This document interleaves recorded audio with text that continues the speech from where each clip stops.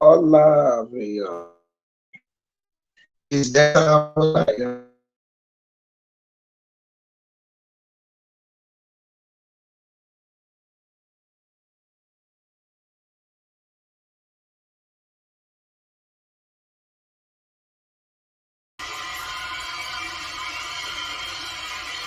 And now they shift, and here comes Williams in the backfield to take the snap.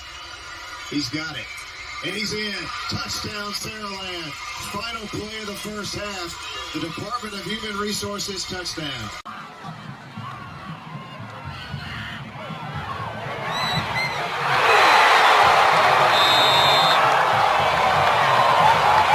Did you see that? Did you see that?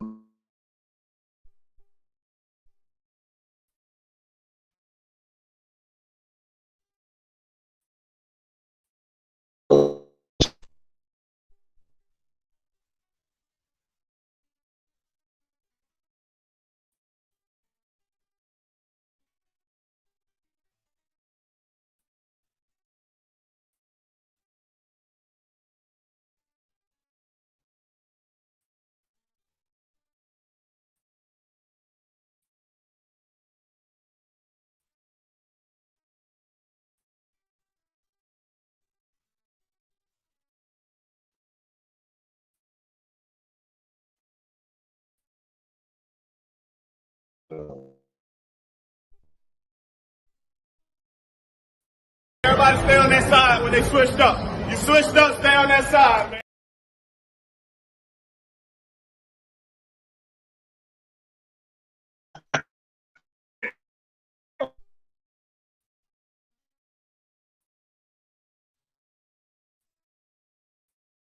Sure,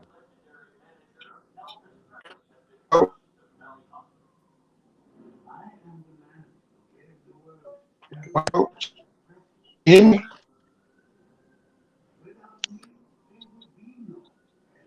They said you in and out, KT. They think it's the Wi-Fi. Oh, let me turn my Wi-Fi on.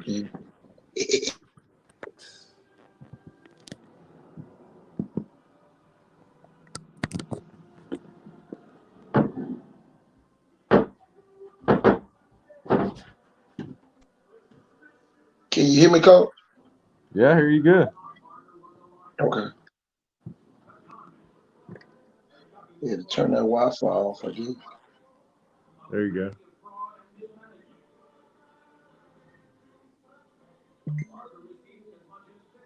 Said you better now. Yep. Real clear. Okay. That's what it was then, John Ray. John Ray is the producer over there in Hartford. Well, he really is Slocum. represent Hartsville. In the Wiregrass representing. Tell you. Coach, what you had going on this week?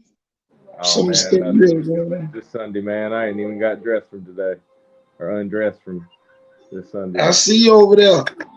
Oh yeah, man. Figure I'd show my face while I was wearing this, and just sometimes looking like $1 million. Thanks, man. Hey, man. Who knows? Clark Kent. Yeah, man. Clark Kent, Superman. Who knows? Maybe one day I'll get to dress up and get that big job or something. But nah, man. Sundays I like to lay around in my Sunday best while I'm just in my chair with my church socks and everything. You know, man. Sometimes it feels good just to sit around on a rainy day like that and play with your kids. Aliceville checking in with us tonight, Coach. Oh yeah. Tell him. Last cup of coffee from the day, everybody. Hey man, football 365. What no better place to be right here on a Sunday night. I'll tell you, man, we're gonna even have a little coaching corner today. For the free safeties and strong safeties from the coaching clinic. Man, that was huge going to that. I can tell you that. That's awesome, Coach. Yeah, what a great experience. Rich Rod, oh my gosh, Coach Rich Rod. I mean, the spread. I mean, Pat White. I mean, legendary. Yeah. What a blessing. What's going on, Brandon? We're going to have to get you on, man. Add you to the Icon Sports Northeast. Come on. I was up y'all way. Home of the 2A basketball state champions. Yeah, congratulations, Aliceville. Congratulations, Coach Wyndham, on y'all's victories, championship, bringing it home. You're totally deserving. Hey, man, you earned it. I'm telling you. No one Great can ever job. take that away from you. That's right. Can't nobody take that away from you. Right. Like Steve Young said with Super Bowl 29 right there. Can't nobody ever take it away.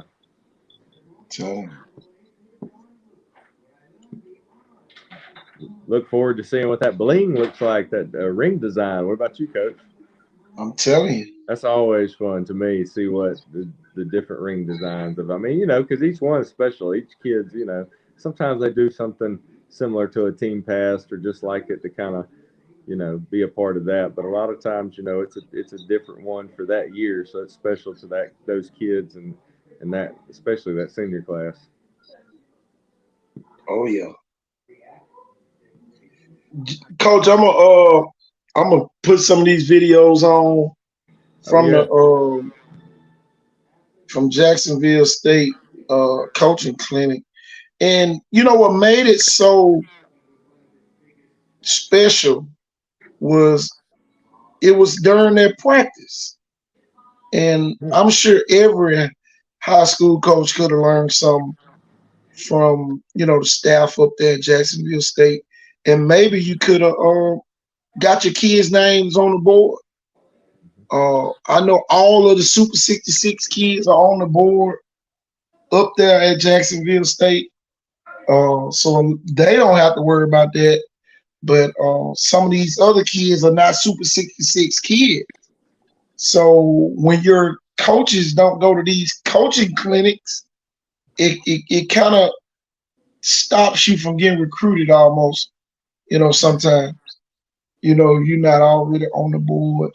And there's several kids from this region that's on that board that I saw with my own 2 eyes. But I'm going to start with Coach Trickett. Man, you can't get no better offensive line coach in the country. I'm about to put his video on right now. Former first.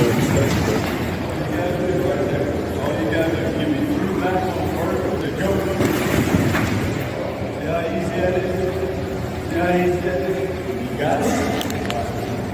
Brandon, say go.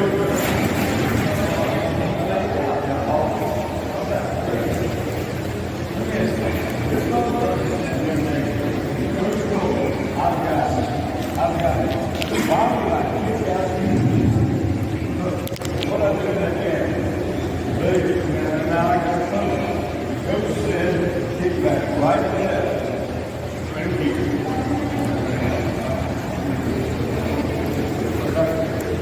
Yeah.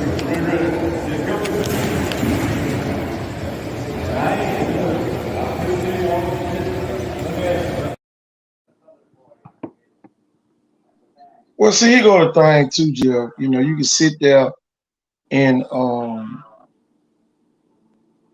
learn a whole lot from one of the best. And y'all, I'm gonna tell you this, man, I learned a whole lot. Coach Good and all the other high school coaches, and there was some D3 coaches there, coach, at the coaching clinic. That's So awesome. everybody was afforded the opportunity to learn something that they can take back. But I'm gonna put the head coach on now. Let him talk some. Tell me about playing time. I'm gonna hang up on your ass. I like winning too much not to play the best guy. Don't call me about your son's playing time, because I'm gonna hang up. Because if he'd help us win, I'd be playing. And I would tell him every year. I tell that. And I told a couple high school coaches, friends of mine, Tim Gilligan, I said, I'm fucking give no parent big bullshit. I tell them, I'm a coach. Don't call me. Call me about his head welfare. Don't call me about playing time now. I'm gonna hang up on your ass. And then hang up on them. You know, they don't put the work in. You think you're not playing the best guys to help you win, whatever the case is? So just play it straight up. Like I said, tell the truth. And sometimes the truth hurts. Hey, your son is 5'6", and 165 pounds, the bench is 120. He can't be our starting nose guard. I'm going to get my ass fired before the first half is over, you know what I'm saying? But most parents just want the best for the kids. And they know, and players will know, when you know when you're out for the best interest. So, anyway, Coaching matters, man. After my own heart, right there. Just tell it like it is, Aaron Neville. Man, tell you, I'm about to show you this clip. Coach Kelvin Sigler. Talking about today, guys. I know a lot of you guys play cover three where you got the middle field guy playing kind of man free. So just talk about middle field drills. I talk to my safeties, teach them playing middle field. So one thing we do as a middle field safety, we need to know where our landmark. All right, where's the balls in the middle field or the balls on the hash. All right, so we talk to the guys. We're always going to show out two high shells. Talk about disguising. All right, we're going to move on the snap of the ball. It could be the field state or the boundary state who's rotating to the middle field. So our inside foot is up. All right, I'm always quarterback. We're going to fishtail, get to the middle field. All right, our landmark, when we're opening, we're not turning, looking back. All right, we're looking through the quarterback to the goalpost to let us know by our landmarks where we can split the field in half. So here in the quick game, you see here fishtail. He's going to get to the middle field, get them on the quick game. He's going to drive on the quick game. So my left foot is my plant foot, my right foot is my lead foot. When I plant and drive, I got to peek to know what angle to take on receivers. If he's running a slant or anything like that. You see a lot of young guys, they just staring at the quarterback, and when they're driving, those guys catch a quick slant for 5 yards and then go right in front of them and hit for about 6 to 7 yards. So when we plant, we're going to peek, and as we close it right there, then we can take a peek back at the quarterback where we can take it. Coaching Man, matters. Coaching matters, y'all. Teaching matters. Man. Position specific matters. Oh yeah. You know. Let's go back to Coach Rick Trickett. I wanted to say this, Coach. Man, what about all those guys? Some pigs, and particularly being specific about protecting inside gaps. None of those guys are going to let anything cross their face inside. Oh man, that's some old school. They look so smooth. Believe me, they don't know if they did cross their face. I can tell you that. Stances and starts look so good by those guys. I mean, just really good. But did you hear what Coach Rich Ron said about the parents and not calling him?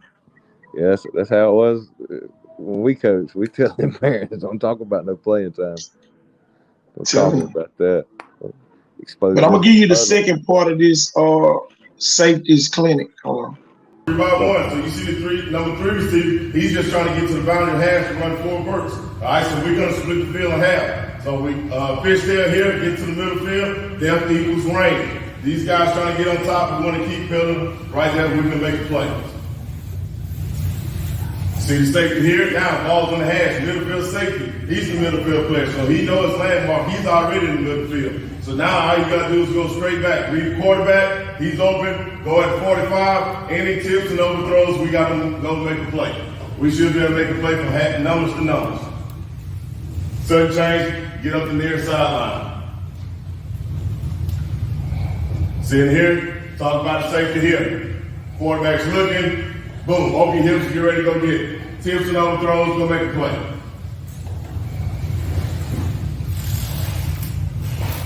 Staring it down, go make a play. Talk about. Boy, tell you, boy, it get your juices going here, Coach. Yeah, I've always enjoyed some of his teaching tapes. I've had some of his other teaching tapes saved from previous stops he's been at. He's a great coach. But, it's a lot of people that a lot of coaches missed out on this. Y'all, this is a great opportunity. Let me say this, and I'm sure you'll piggyback and tons of other people off this. Two of the best programs right now that could get your child to an elite NFL competition, pro day type NFL draft level, right there at Jacksonville State and University of North Alabama right now. That's two of the hottest programs in the country. Oh, yeah. But y'all, I'm gonna give you the last part of Rich Rod, and then we can move on from this, Jeff. But we're gonna stay on the subject. But I just want to get these videos out real quick. Here we go. There's so much wasted time that coaches do during the day and during practice that it just makes me sick. You have the most valuable time you have in the day is the time with your players. By far, that's the most valuable time. Sitting around yourself is important with coaches, but the time with your players. So every second that we waste on the field, it's like we never get back. I tell those guys that for 10 minutes that we wasted today in practice. I said, I'll be sitting on my damn deathbed with 10 minutes to live. And I've been thinking, shit, if I didn't waste those 10 minutes, I'd have 20 minutes to live. You know what I'm saying? That's what I'm going to be thinking about. But we get better at it. This is only our fourth practice, but the staff's been around a little bit. But part of what we do is, we like to do everything fast, but we sometimes, forget the fundamental part of it. And to me, and what we'll do, I'll explain that here in a minute, when we do fundamentals, a lot of people say fundamentals are just blocking and tackling, or catching and throwing, and that's all fundamentals. For us, fundamentals is getting lined up quickly, being in the right spot, running the right route. All that is fundamentals too. Defensively, we do two different tempos. We have a defensive tempo where the offense goes slow, let them disguise, all that. And offensive tempo where they go as fast as they can. Well, if we're doing a defensive tempo and giving the defense time to disguise or move or whatever, and they don't do it, well, shit, I wasted bad time. Write down, coaching matters. Yep. Here you go. Fundamentals matter. Lining up matters. Hustle matters. Culture matters. I'm gonna tell you this, man. And I know a lot of people get angry and mad sometimes at us. But y'all starting to see everything that we say here on this show is from a coaching point of view. We're not giving you the regular person's point of view. Every now and then, you get passionate enough to say some choice words every now and then. That's when you love it. And every coach don't love it. So don't think just because they said they was a coach that they really love doing it. Every now and then, yeah, you're gonna say some choice words. And you heard some choice words being said during that presentation. But at the end of the day, y'all, it's Coach Ross said the most important time is the time that you spend with your players, not with the coaches, your players. It's too much camaraderie instead of, people enjoying the moment, Jeff, with the kids, because every year you get a different set, whether you want to or not. When you coach in college and school ball, even in the park ball, sometimes, the coaches move up with the same team. So it's kind of easy. Not in high school and college. Once those kids graduate, middle school either, Middle school, high school, and college are the only levels where the kids move on. And you have to replace them, whether you want to or not. And that's the part that I think that a lot of the park ball coaches get confused when they think that they can do what the high school coaches really do. Some of them might say, oh man, I had opportunities to coach up there, but still, it's a different rigor when you got a 5'6", 165-pound kid that think he can play nose guard. But I'm telling you.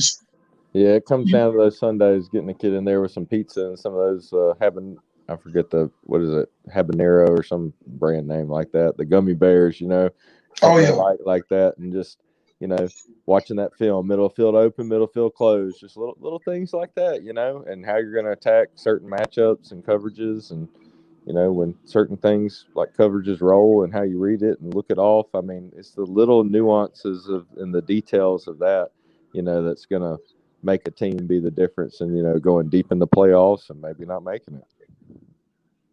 And that's the advantage that the coaches that understand what to do. And a lot of people like, why can't them gave Murphy a chance? Because they had Coach McKenzie. Why they giving Blunt a chance? Fresh off a state championship. Exactly. College experience. Why they giving Blunt a chance? Because they got Ray Nelson. Yeah. Not against the previous staffs, but they got Ray Nelson, a teacher. Well, not only that, but he's had experiences. He even helped Viger win a region title before off some of his play calling. So, I mean, big games, big-time players, big-time plays, big-time coaches show up in big games. Clutch, clutch matters. So, he's a clutch coach. He's a clutch coordinator, clutch position coach, quarterback coach. And, you can't really get mad or get sad, because Blunt finally has a coach that everybody can gravitate towards. And, not to take away from the other programs, but at the end of the day, now Blunt has a great coach. Viger got great coaches. LaFleur have great coaches. Williamson, BC Rain. And, I don't care what nobody say. It wouldn't be a good Spanish Fort. It wouldn't be a good Saraland. It wouldn't be a good Gulf Shores or Faith Academy and UMS team without those inner city schools that have those abundance of athletes that at any given time, those teams can pull together and win. Yeah. I like that comment, John Ray. Clutch coaching matters. Well, I think there's a lot of parity. I think the coaching's pretty much with the education they get and enough clinics and resources to gain some wisdom and seek out some good coaching mentors. I think it's pretty even keel nowadays. It kind of stinks for everybody. It's just there's just so much parity.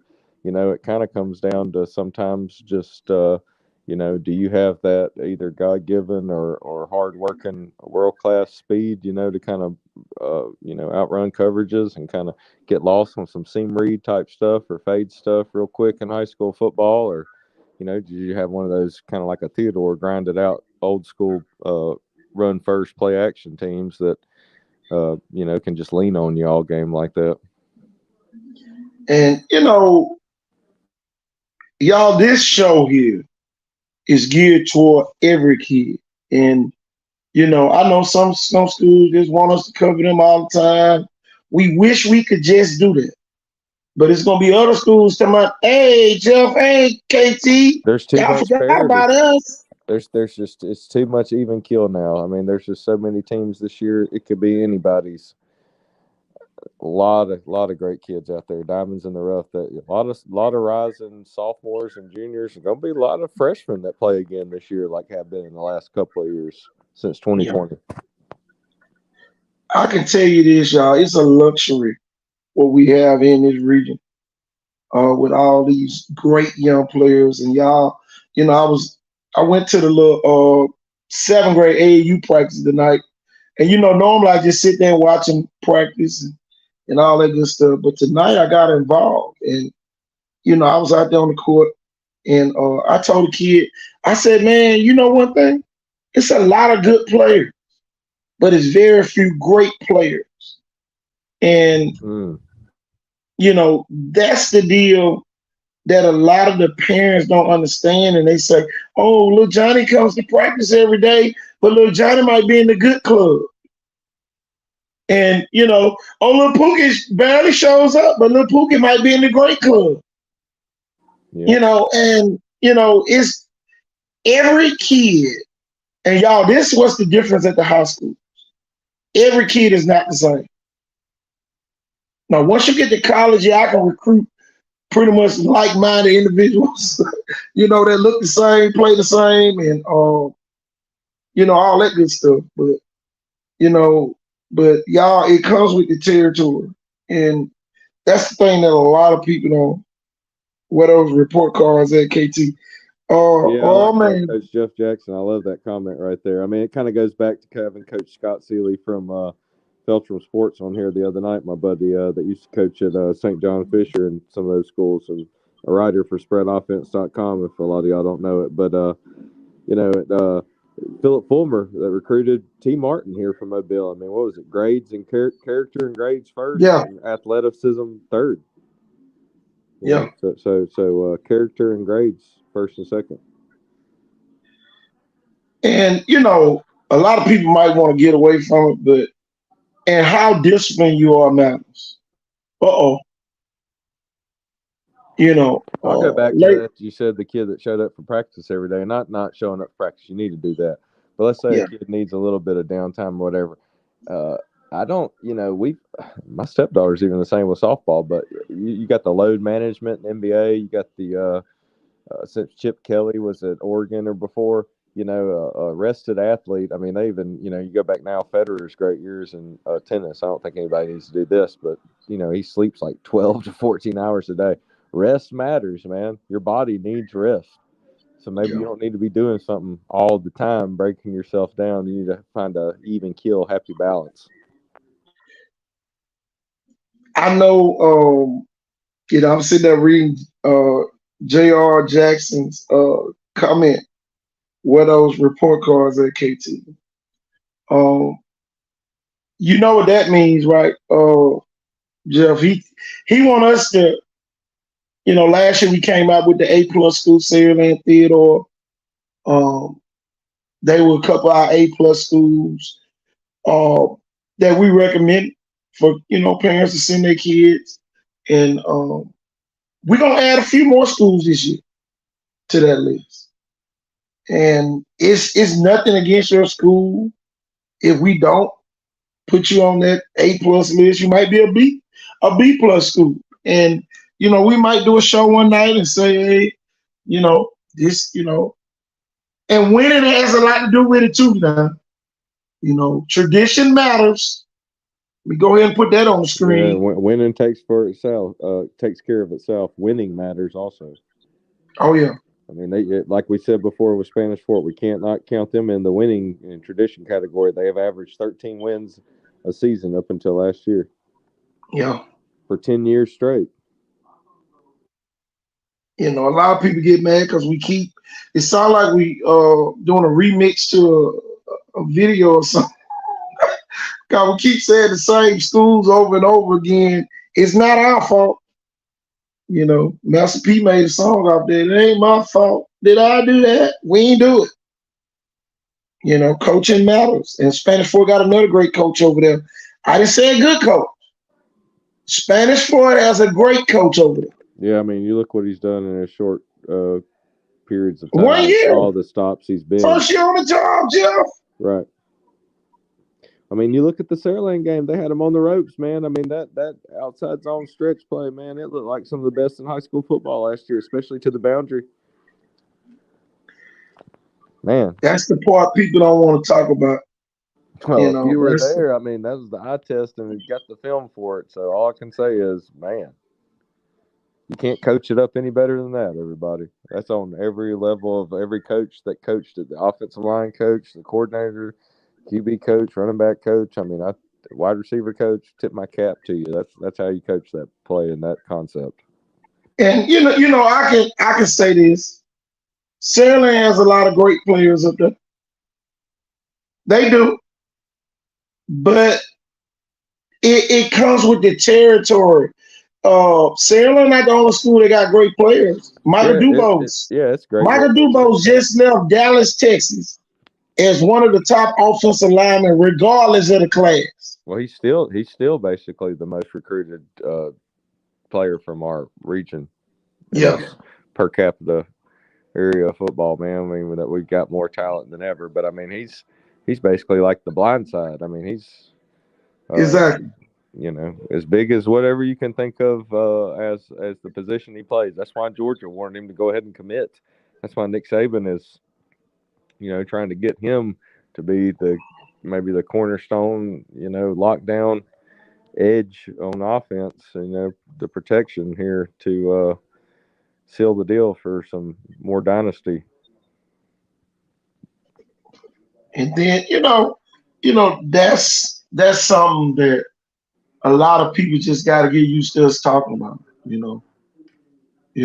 know we got a new team over here, and it's several other new shows and stuff popping up. So at the end of the day, we still gonna talk the way we've been talking, and that's gonna be straight facts from our coaching expertise. And everybody entitled to an opinion, especially people that have really coached. And just because you don't, and passing the street committee test all the time ain't good. But I guarantee you some people over in Trinity Gardens that'll say Coach Ford, great coach. And I guarantee you I can go down to Maysville, Robbinsdale, Pritchard, wherever I coach, you can go out and see them. It's gonna be some kids out there that say that, and y'all, that's all that matters. We not in the dope.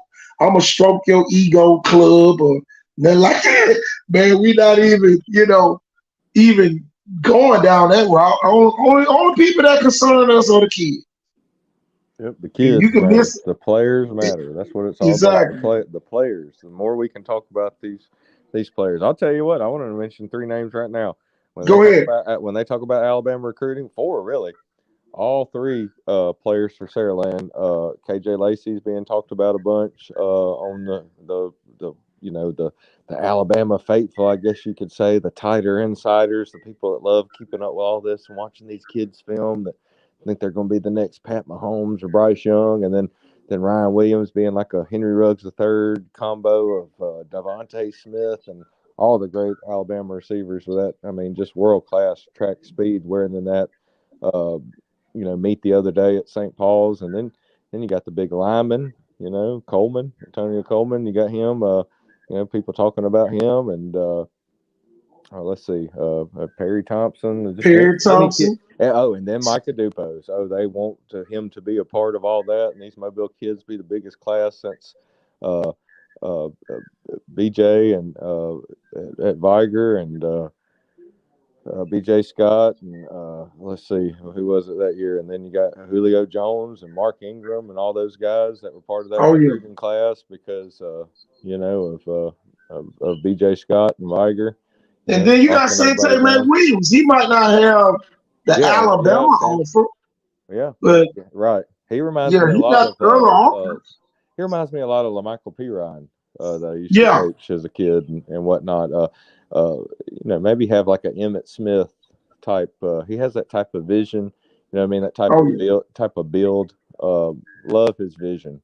Love his body lean. Shoulder pad level. Love his leg drive. A lot to love about that kid. Then you got Myron came in 3rd in the track meet. Behind Ryan Williams and Perry Thompson. So just man, we can go on and on about some of these top names. You got to think about that meet. Nationwide names, you know what I mean? I bet you didn't see who was number 4. Who was number 4? I couldn't see. Will James, Mississippi State signee. Oh, that was Will James. Oh, yeah. Well, some people were talking about him, too. I mean, people have been talking about him, and that's big, Mississippi State, and then connecting him and Flowers, Theodore Baker. We watched, those two in the game 1 last year for Icon Sport when we went and scouted that game. That was Oh, awesome, knowing that those two kids were going to be SEC caliber talents on the field, and even more kids that probably even Josh Flower was the Mississippi State commit. Yep. He just committed last week. Look at that. Coach Q said Sante's running a 4.3 around right now. I believe that. Yeah, Mobile's hotbed in recruiting right now. Yeah, per capita, we're the best in the nation, man. We've been saying this for some time since last year. I mean, you can look at the statistics, and it's just we've finally. This the thing that I don't want people to start doing. Don't move your kid to go play with Ryan Williams. Move your kid so your kid can play. Put that on there, Coach. Ryan got gas coming out his feet. I love that. Coach Q. Coach Q, if you're there, man, let's send you a link there, man. Yeah, he got the link. He in the group. Okay, then, when he feels like it. He probably doing one of his best buddies died yesterday. Oh, yeah, I forgot about that. This morning, yeah. Been praying for you, Coach. All them from my same neighborhood. So I know what he's going through right now. Yeah, he's been in my thoughts all day. All y'all have, man, from learning all that and everything, and just the last couple of days. One of the good guys. Things that have happened. You know, I know some people probably would have wanted me to die before him, but one of the good guys, always the good guys, you know, leaving this earth. I can tell you that. Peacemaker. You know, any type of controversy come up, he's gonna bring everybody together. Blessed are the peacemakers. Oh yeah. So they shall inherit the kingdom of God. So we know where he's at then. Hey, Miss Green, big time Blunt supporter. She passed on Thursday. I'm telling you, just saw her at the area championship game in the sub-regional when Blunt beat Spanish Fort that night. Big time Blunt supporters. She gonna be well missed up at Blunt. Man, they could have had a golf tournament. She was gonna be there. Checkers. They could have been playing checkers. So telling you. That's all. But Jeff, talk about this thing y'all got going on at Cottage Hill Park. Oh, okay. Yeah, we just wanted to do something. There's so many kids, going out of town and whatnot into camps. It seemed like it's mostly just for 7-on-7 type of skill kids. And, we've talked about it for years. Sometimes the real skill kids are those linemen. So you want to have something for them. So we just thought, why don't we put something together that's, in case we got to pay the fee and for the, the security to be there and everything, and the officer, to make it legit and safe and whatnot, just $10. That way there's no excuse that every kid can't try to make it. And hey, if you can't afford all $10, we'll make sure that you can compete and just bring what you have. I mean, hopefully you can bring the $10. It's got to be the cheapest camp out there, but just a OLDL, man, a little competition. We're going to see how this goes and see how these guys like it and do something for the linemen. Telling you, that's gonna be big. How was the coaching clinic? Markel, we gotta send you the link. God dog. Markel, let me send you the link. I'd like to go up there again and spend a couple of days with at least the offensive coaching staff for me. Yeah, they told us we can come back anytime. Okay, then I'll be looking forward to that then. Yeah, we just have to call them and let them know that we coming. That ain't hard. But Fave ain't fair, Jeff. I can tell you that. My thing is this, and as adults, you make your own decisions, but sometimes people get off the train too early. And that's some people got off the train too early now. They're on the outside looking in where they've been on the inside. And but sometimes you got if you really for the kids, you gonna really bite your tongue sometimes, just to keep the peace around the kids. And that's what a lot of people don't understand. What we do here at Icon Sport, we don't like everybody, but we're not gonna let everybody know we don't like them, and stuff like that. It is what it is. It is what it is. Yep, people just need to be focused on whatever they can do to help these kids gain exposure and to make it as far as they want to, and just becoming a bigger, faster, stronger man every day. A better man every day for these young men. That's really the biggest thing, because some of these kids are even fighting through injury. I had a young man that trains in Pensacola, a rising middle schooler, played in the 7-on-7 this past weekend in New Orleans, was having a great 7-on-7, broke his wrist. He's out the next 6 weeks. So he's going to have to overcome some adversity, Auburn Clinic. Oh, wow, that's huge, that Auburn Clinic. Oh, yeah. That's going to be big time. My thing is this, man. It's about educating. And, we might need to do a coaching clinic here. And, one thing I learned. I'd love to, and I want to involve some of the, not only in our region here, but reach out. I've got some coaching friends in the Hattiesburg area, in that little loop right over there, and ask them that are rising young coaches on that staff maybe to be a part of something, and maybe they'd like to have a little teaching time. Wake up, Coach. Wake it up, Coach. What it do? What it do, Coach? What going on, Jeff? Not much. I love your avatar there, bro. Oh yeah, we gotta represent for bro, man. Back to back all state line. Big part of the success while we was over there. Man. Yeah, the hardest I ever been hit either. Too cold. KT, hey, I love it. Hey, stories. Jeff, Go ahead and KT tell it, put me at tight end now. Now this man was a grown man in the 9th grade. This man KT to send me on the end and around. The man hit me so hard, boy. I was looking out my ear hole for a week. Had to look. Hey, you're finding that ear pad on the ground every now and then, huh? What? KT had to grow me up. I know what he was doing now. Right. He could have just told me to be a little tougher. You know what I'm saying? Yeah, that was that old school coach. Man. Knocked out. Yeah. Oh, man. Hey, we appreciate everybody on here. We really do. Y'all. We appreciate everybody that's always on here. Great, knowledgeable football. Don't y'all ever think y'all not appreciated.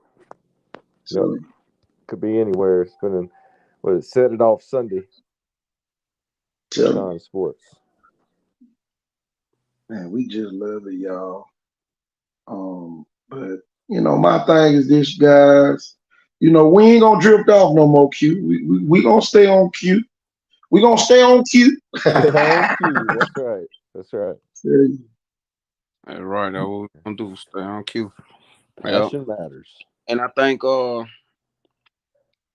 just adding on what Jeff was saying. That's what we're trying to do with them linemen, man. I feel like it's a lot. Like we started naming Alabama commits. We can name all the skilled players, but I feel like the linemen in this area too just as valuable, but they not getting as many offers. And even when we did the Super 66 last year, Coach, you remember we was skilled player heavy, you know what I'm saying? And we had to go out there and search the line. Well, KT knew who all the damn linemen was, but nobody else knew, you know what I'm saying? Yeah. Yeah. So that's what we trying to do, just trying to see the younger guys. And that's what we really want to see. The Michael Duboses and those guys. I think he might be the only. The Devon Youngs of the world, 6'6", 320. I can tell y'all this. Jacksonville State didn't know him, or they didn't know 6'7" wide receiver Quinn Odom. But I guarantee you they know him now. And quite a few more kids, y'all. We got to make that trip back to Jacksonville State so we can sit in those coaches' offices and get them the top players right there. I'm talking about, man, they pulling up kids and they like their entire Super 66 on the board up there at Jacksonville State. And y'all, that's a testament in what we do here. We not in a rat race. We ain't worried about who pissing on the roses. We ain't worried about who watering the garden. We ain't worried about all that adult stuff. We worry about the kids lining up properly, doing what they told to do, type stuff. We ain't got time for that other stuff. Yeah. They can miss us with the rat race, the comparisons. Nobody does it better than Icon Sports Southeast, whether you like us or not. Don't nobody do it better because we coming straight from the heart. And that's what a lot of people definitely not doing. And I don't care what nobody say. They not doing what we do over here at Icon Sports Southeast. But and we just gonna jump off that real quick. But Jeff fell off. Where you at, Jeff?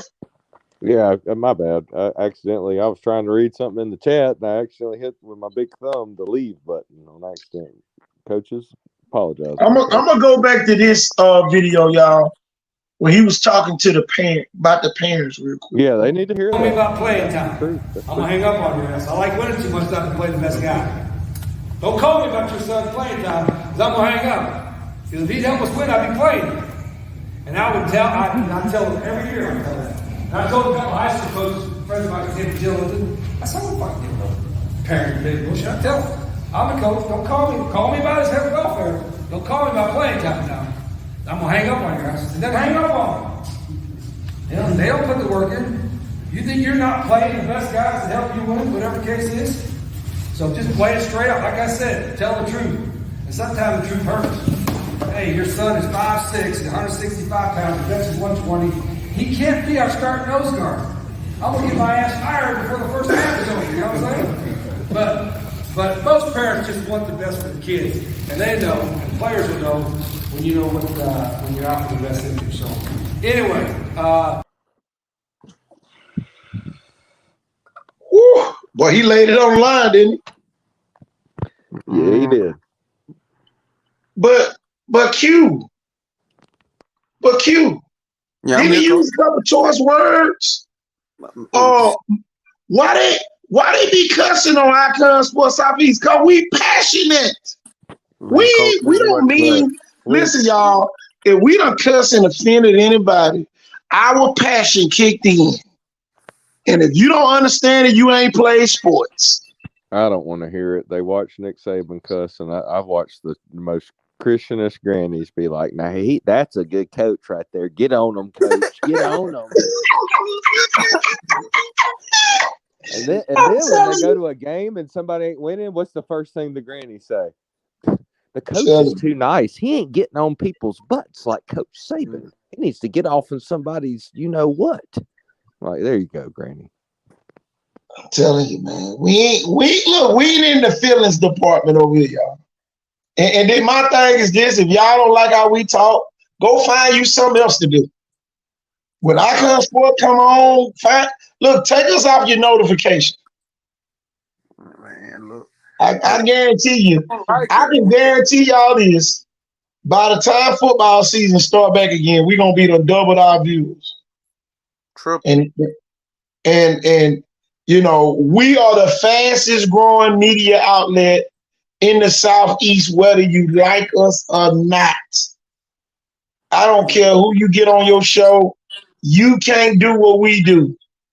And that's break down film and talk to coaches and know what we talking about. You heard what he said. Tell your people the truth. And some of y'all living straight lives and trying to do what we do. Yeah, we gonna step on some toes, but we gonna tell you the truth. But he kept it too real. He said, "I'm gonna hang up on you. I'm not even gonna discuss it with you." Love it, man. I'm gonna hang up on you. And then a lot of people don't even know, you know, that coach right there, his history. You know, that was the coach who coached Pat White. Coach Pat White, hey, one of the only coaches ever to win 4 straight bowl games. He beat Georgia and was basically ranked like number 2 in one poll and 3 by another. You know, not to mention how many kids he put in the league during that stint at West Virginia. Oh my God. Who was it? Man. Was it Marcus Young that played at MGM that was on one of those teams? I think it was. Warren Young. Oh yeah, Warren Young. He was a senior when I was a sophomore, I think. Yeah, he was awesome. So you ain't talking about the Henderson boy from Theodore? Yeah. Remember he went up there to receive. Oh, yeah. Abraham Jones, Ellis Langston. Yeah, Ellis Langston. Yeah, from Viger. A lot of connection, a lot of Yeah. Lager connection too. Yeah. But y'all, here go the other video. Listen to this one, Q. Tells the truth. There's so much wasted time that coaches do during the day and during practice that it just makes me sick. You know, you have the most valuable time you have in the day is the time with your players. By far, that's the most valuable time. Sitting around yourself is important with coaches, but the time with your players. So every second that we waste on the field, it's like we never get back. I tell those guys, like, 10 minutes that we wasted today in practice. I said, I'll be sitting on my damn deathbed with 10 minutes to live. And I've been thinking, shit, if I didn't waste those 10 minutes, I'd have 20 minutes to live. You know what I'm saying? That's what I'm thinking about. But we get better at it. This is only our fourth practice, but the staff's been around a little bit. And part of what we do is, you know, we like to do everything fast, but we sometimes, you know, forget the fundamental part of it. And to me, and what we'll do, I'll explain that here in a minute, when we do fundamentals, a lot of people say fundamentals are just blocking and tackling or catching and throwing, and that's all fundamentals. But for us, fundamentals is getting lined up quickly, you know, being in the right spot, running the right route. All that is fundamentals too. You know, defensively, if we do two different tempos. We have defensive tempo where the offense goes slow, let them disguise, all that. And offensive tempo, they go as fast as they can. Well, if we're doing a defensive tempo and giving the defense time to disguise or move or whatever, and they don't do it, well, shit, I'm wasting bad time. Well, shit. That is the hashtag hustle up or the hurry up spread, ladies and gentlemen, right there. The man said he'll be on his deathbed wishing they would have got to play it a little sooner. Well, shit. See, here go the thing. I never forget, and y'all, I ain't tell y'all this part. Y'all, he made the coach's belly flop. Oh yeah. During practice. That's legendary. That is epic. Listen, y'all. Hey, he told him on the whistle. On the whistle. Y'all, move your feet. Listen, y'all. He made the coaches get them chopping. Come on, y'all. Shit rolls downhill. But that also tell you that man has total control of his team. Yeah, total control. I'm telling you. And if you think your kid, you think your kid gonna make it with a coach like that, and you don't got a little cousin. You remember when Ole Miss's OC a couple years ago, and they didn't get the play in time? Look, parents, I know 2 schools in Alabama you can't go to and tell the coach what to do. I know 3. Thank God. 4. Not all of them. UAB ain't going for. Add them to the list. UAB ain't going for it at all. They're gonna tell you pack them shit. No, hey, they definitely ain't gonna act like they know anybody from the state. They'll act like they just do their own thing. If this man got the coach's belly flopping, imagine what he gonna do to your son if he ever get in front of him for a discipline problem.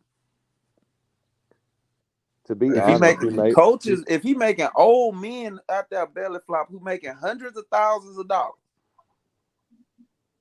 I ain't gonna lie, man. You look at his size and everything, he's probably, if you look at most intense coach, he may still be the most in college football. Intense? Right. Oh no. He's pretty out there, man. Kirby Smart is by far. Oh, maybe motivate. I just mean like when he finally, flips the switch. Coach. I want y'all. And I know Jeff want to watch this video again about the offensive lineman, Rick Trickett. Oh, it looks so good. Look at this, Q. Look at Q. This. Look at Q. Start here. This guy is the guru of all gurus. They protect inside gap so well. Here go the video, man. Y'all got to see this.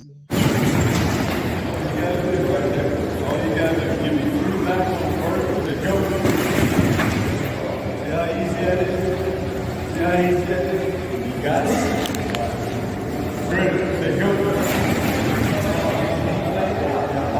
don't even know what they're looking at.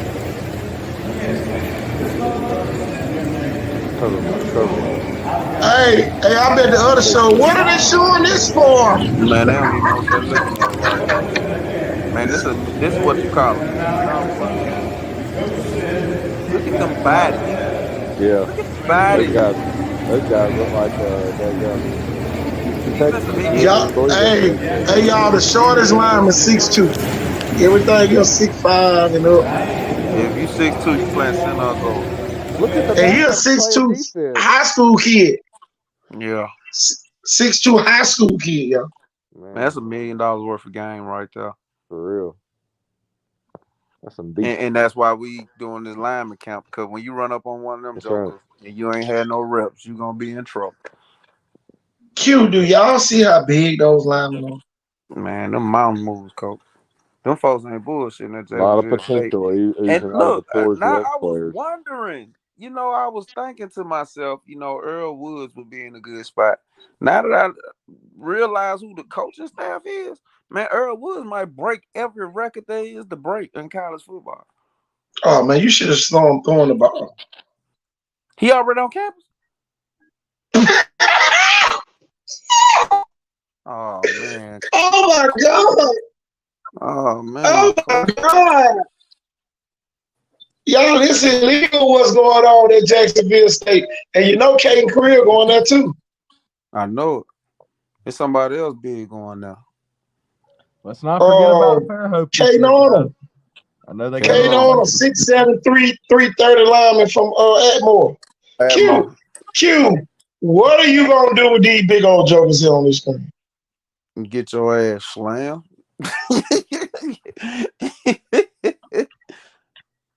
Get your ass slammed. And then the thing about it is they selling for you. They let you come up field. Yeah, they're gonna dig you back. They're gonna let you get up field, put their hands on you, and put you in the dirt. Put you in the dirt. And that's the thing, man. You can't, man. If you're not benching 300 pounds, you don't even want one of them jokers to fall on you. Yep. Look at the illegal what's going on. Look at the coaches. The GA. Y'all all this in the indoor facility. Y'all, they did all this before they went outside. You better have your shit tight. Coach gonna make you up, down. Man, come on.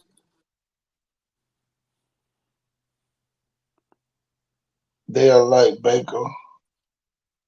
No, hell no. Yeah, that's the walkthrough right there. Look, John Ray. Baker ain't got indoor. Baker ain't got a damn kid that's bigger than the smallest line. Yeah. No, that was the thing. Maybe that coach out there, he'd be their biggest lineman. But we went to the Theodore game last year at Douglas Stadium, man. We were kind of like, this is a real small line for a 7A school. I want you to understand, I'm looking at this left tackle, man. That's about a size 25 shoe. Yeah, look at the backup over there playing in. Yeah, man. That's illegal, man. And look at them guns on that joker. I bet y'all didn't know this. Y'all know Jacksonville State is in Conference USA now. Just say, yeah, they moved up. They not Division I AA no more, Jeff. They 1A. Hey, man. They are 1A now. They in the smoke. The old Southern Miss. Man. Southern Miss moved to the Sun Belt. So, they'll be playing some of those other teams. Yeah. Well, they could, but they not, South Alabama not in Conference USA. I'm talking about Sun Belt. Yeah, Southern Miss in the Sun Belt now. Yeah, so that means they in the conference with USA. Yeah, South Alabama, they play them. Yeah, they play them. But when I was in let's say 2006, you go back as far as 2006, Southern Miss was better than Alabama. Well, I ain't gonna, yeah. Folks Saban got there. Yeah, before Saban got there, Southern Miss was better than Alabama. Shit, Yeah, they and put more Alabama people in had the some league hiccups in the than late Alabama. 90s with them, too. Late 90s, USM had some of the best defenses in college football. Exactly, that's what I'm saying. Up until about The Jeff 2000. Bauer years were some great, and they recruited the Mobile area very nicely. I got recruited by that system, so Antonio Coleman got recruited by that system. Boy, I tell you, boy. Jeff Kelly played in that system. Scott Yeah. always played in that system. Damn, Oh, yeah. hey, Coach say he, man, hey, you know what from I'm around here played in the system. Yeah, Other coaches. Man, I ain't gonna nobody, man. What you talking about? I'm talking about that man in that damn picture. That's a great picture. I love it. Oh my God. I love it. I absolutely. Well, Fave ain't fair, Q. Hey, And look, KT learned so much. Look, KT don't look at his eye. He don't make that face but once or twice a year. He never look at him. I seen that face right there. I remember we playing goddamn the first game I ever started was against Murphy. And I came out the field and KT was looking at me like that. Goddamn, I knew I had did a good job. Look here, y'all. Memories. Look here, y'all. Look all I can say is this. Hey, Coach Nelson look like I'm finna put that shit in.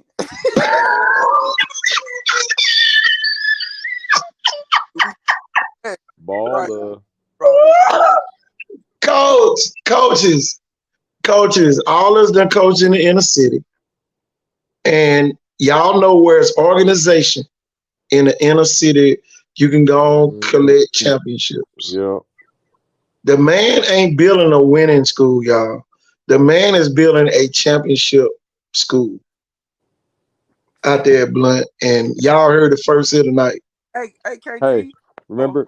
I didn't mean to interrupt you. Go ahead, Q. Go ahead. I'm gonna put something in the chat. I was just gonna say this with our hashtags, kind of like culture matters, tradition matters. Like we said before, kind of that Alabama at the time of Saban going to win that first Rose Bowl national championship with Ingram. They had the quote that year, on the since the spring training. At some places they play football, at other places they live it. That's kind of Blunt right now. I'm gonna tell you this. Legends are made. Hey, KT, comment. Okay. You see that? Hold on, let me look at it real quick. Another great picture. Coach Goo was swagged out, man. Oh, they can see. All right, so check this out for me. Oh yeah, he's building a real program. You're right. Coach Goo got so much respect for them coaches. Do y'all know Coach Rick Rod pulled Coach Goo to the side? He said, now any of your kids, any of them high school kids, and then he said, well, you got to get with KT about that y'all recommend us. We gonna do everything we can to get them here. Because this is the thing that people know. Yeah, and it's official. This is the thing that people don't want to start happening is you kind of turn against what we got going on here at Good Elite. Y'all, it was Division III coaches there, Division II coaches there. And y'all, we put a lot of people's names in these coaches' laps.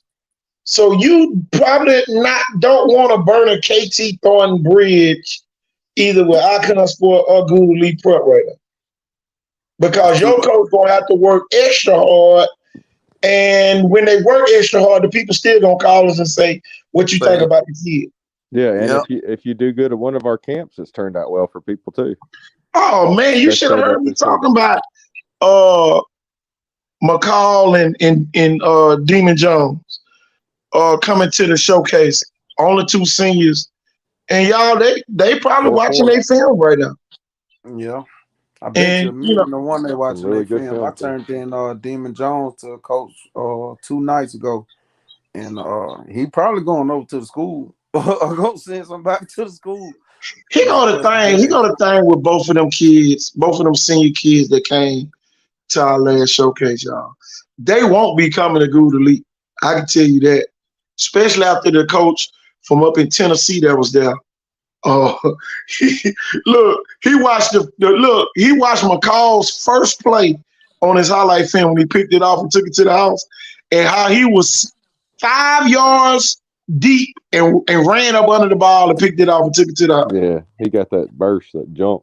Yeah, he got that athleticism. And then that breakaway when he's got it. Exactly. There's no, I mean, it's just great first step quickness from his plant, and it's just on to the races. Great ball skills. So y'all, this is the thing. And if you still have high school seniors, you might want to start going online and filling out that application so that you can get your kids in our database. And y'all, all is gonna say that your kid is serious. Y'all, we not coming out to no school. We ain't watching no film. We ain't doing none of that. Don't overload us with all the rigmarole when you can bypass all that and just fill out your Good Elite Prep application. Don't worry about no offers. All your offers gonna come from Good Elite Prep after you put in the application. And yes, it is a fee for our time. And because y'all, I'm telling you, the kids have too many opportunities for a lot of y'all to be sitting on y'all hands with these kids, trying to ship them way to Idaho or Minnesota when you know them kids should be coming to Good Elite, playing with us one semester, and they can move on to wherever they need to go, especially in football. Yeah, it ain't no reason why a kid should be going to a Division III school with a bill when you hadn't tried Good Elite Prep, and you still gonna be able to go to that same Division III school. Yeah. Even if you don't pick up anything at Good Elite, you'll still be able to go, and you might go in as a starter because you'll be to gain some valuable collegiate experience. Don't let nobody tell you it's high school. Man, look, don't let Q saw with his own eyes. People need to watch the films from that league last year. Coach, the very first game, I went out there and I watched damn Mississippi Prep. If you think this is high school football, you are in over your head. This is like last chance you. This is almost like some good this ain't the coach. It's like being on the Titanic while it's sinking. That's what it's like. It's Division II and up. It's mid-level JUCO and up, coach. It's a lot of kids out there that's gonna play Division I football. I mean, IMG and Feltram have teams. I mean, down in Florida. I mean, so it's how many kids you think Jacksonville State gonna have from Good Elite? Oh, my bad. Let me get off this show. You know the 6'5" receiver? That's where he going. You know our other receiver that caught the touchdown. You know, after we told him to throw the deep ball to him, Jacksonville State. Sit around here and let your kid miss out, listening to the rigmarole of these adults who have personal vendettas or issues with us. Y'all, I'm telling you, get rid of those issues because we ain't got nothing against none of y'all. We don't look down on nobody. We just trying to help the kids. That's the only common denominator that we should have anyway. We ain't trying to go out and I don't drink, I don't smoke, so I ain't trying to go to neither of those spots with nobody. So at the end of the day, it's all professional. When I'm dealing with kids, just like Rich Ross said, that's the most important time of the day. When you with the kid. That's my most important time of the day. And if you do got a coach that can't leave a drink or to smoke along while you with the kids, you need to find a new coach. Exactly. And you know, some of those kids that were top kids that came to our showcase, the thing about it is, and I feel kind of bad for the top ones, it's almost like they didn't really have anything they had to prove.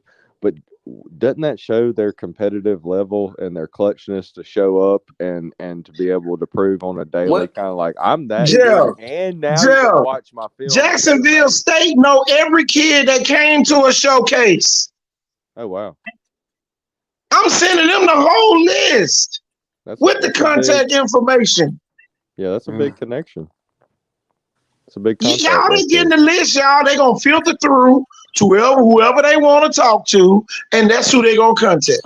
And for y'all information, the Conference USA is the real deal.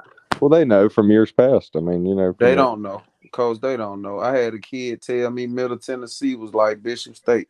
Well, Brett Favre came from Conference USA, and a lot of great players. Exactly, man. We could name NFL players from now till in the morning that's out of the Conference USA. Alabama A&M's had players play on Monday Night Football, and Alabama State. So when people, act like you can come from anywhere, man. If you're balling, man, you need to understand that at conference, even at the Conference USA level, you're playing with hundreds of millions of dollars. I'm gonna tell you like this. Go over there to the Check this out, y'all. I don't mean to cut y'all off, but to ride on that comment, Goodley Prep is gonna have a kid at every major university in the state of Alabama. After these kids signed with Jacksonville State, that's the only school we didn't have a kid at.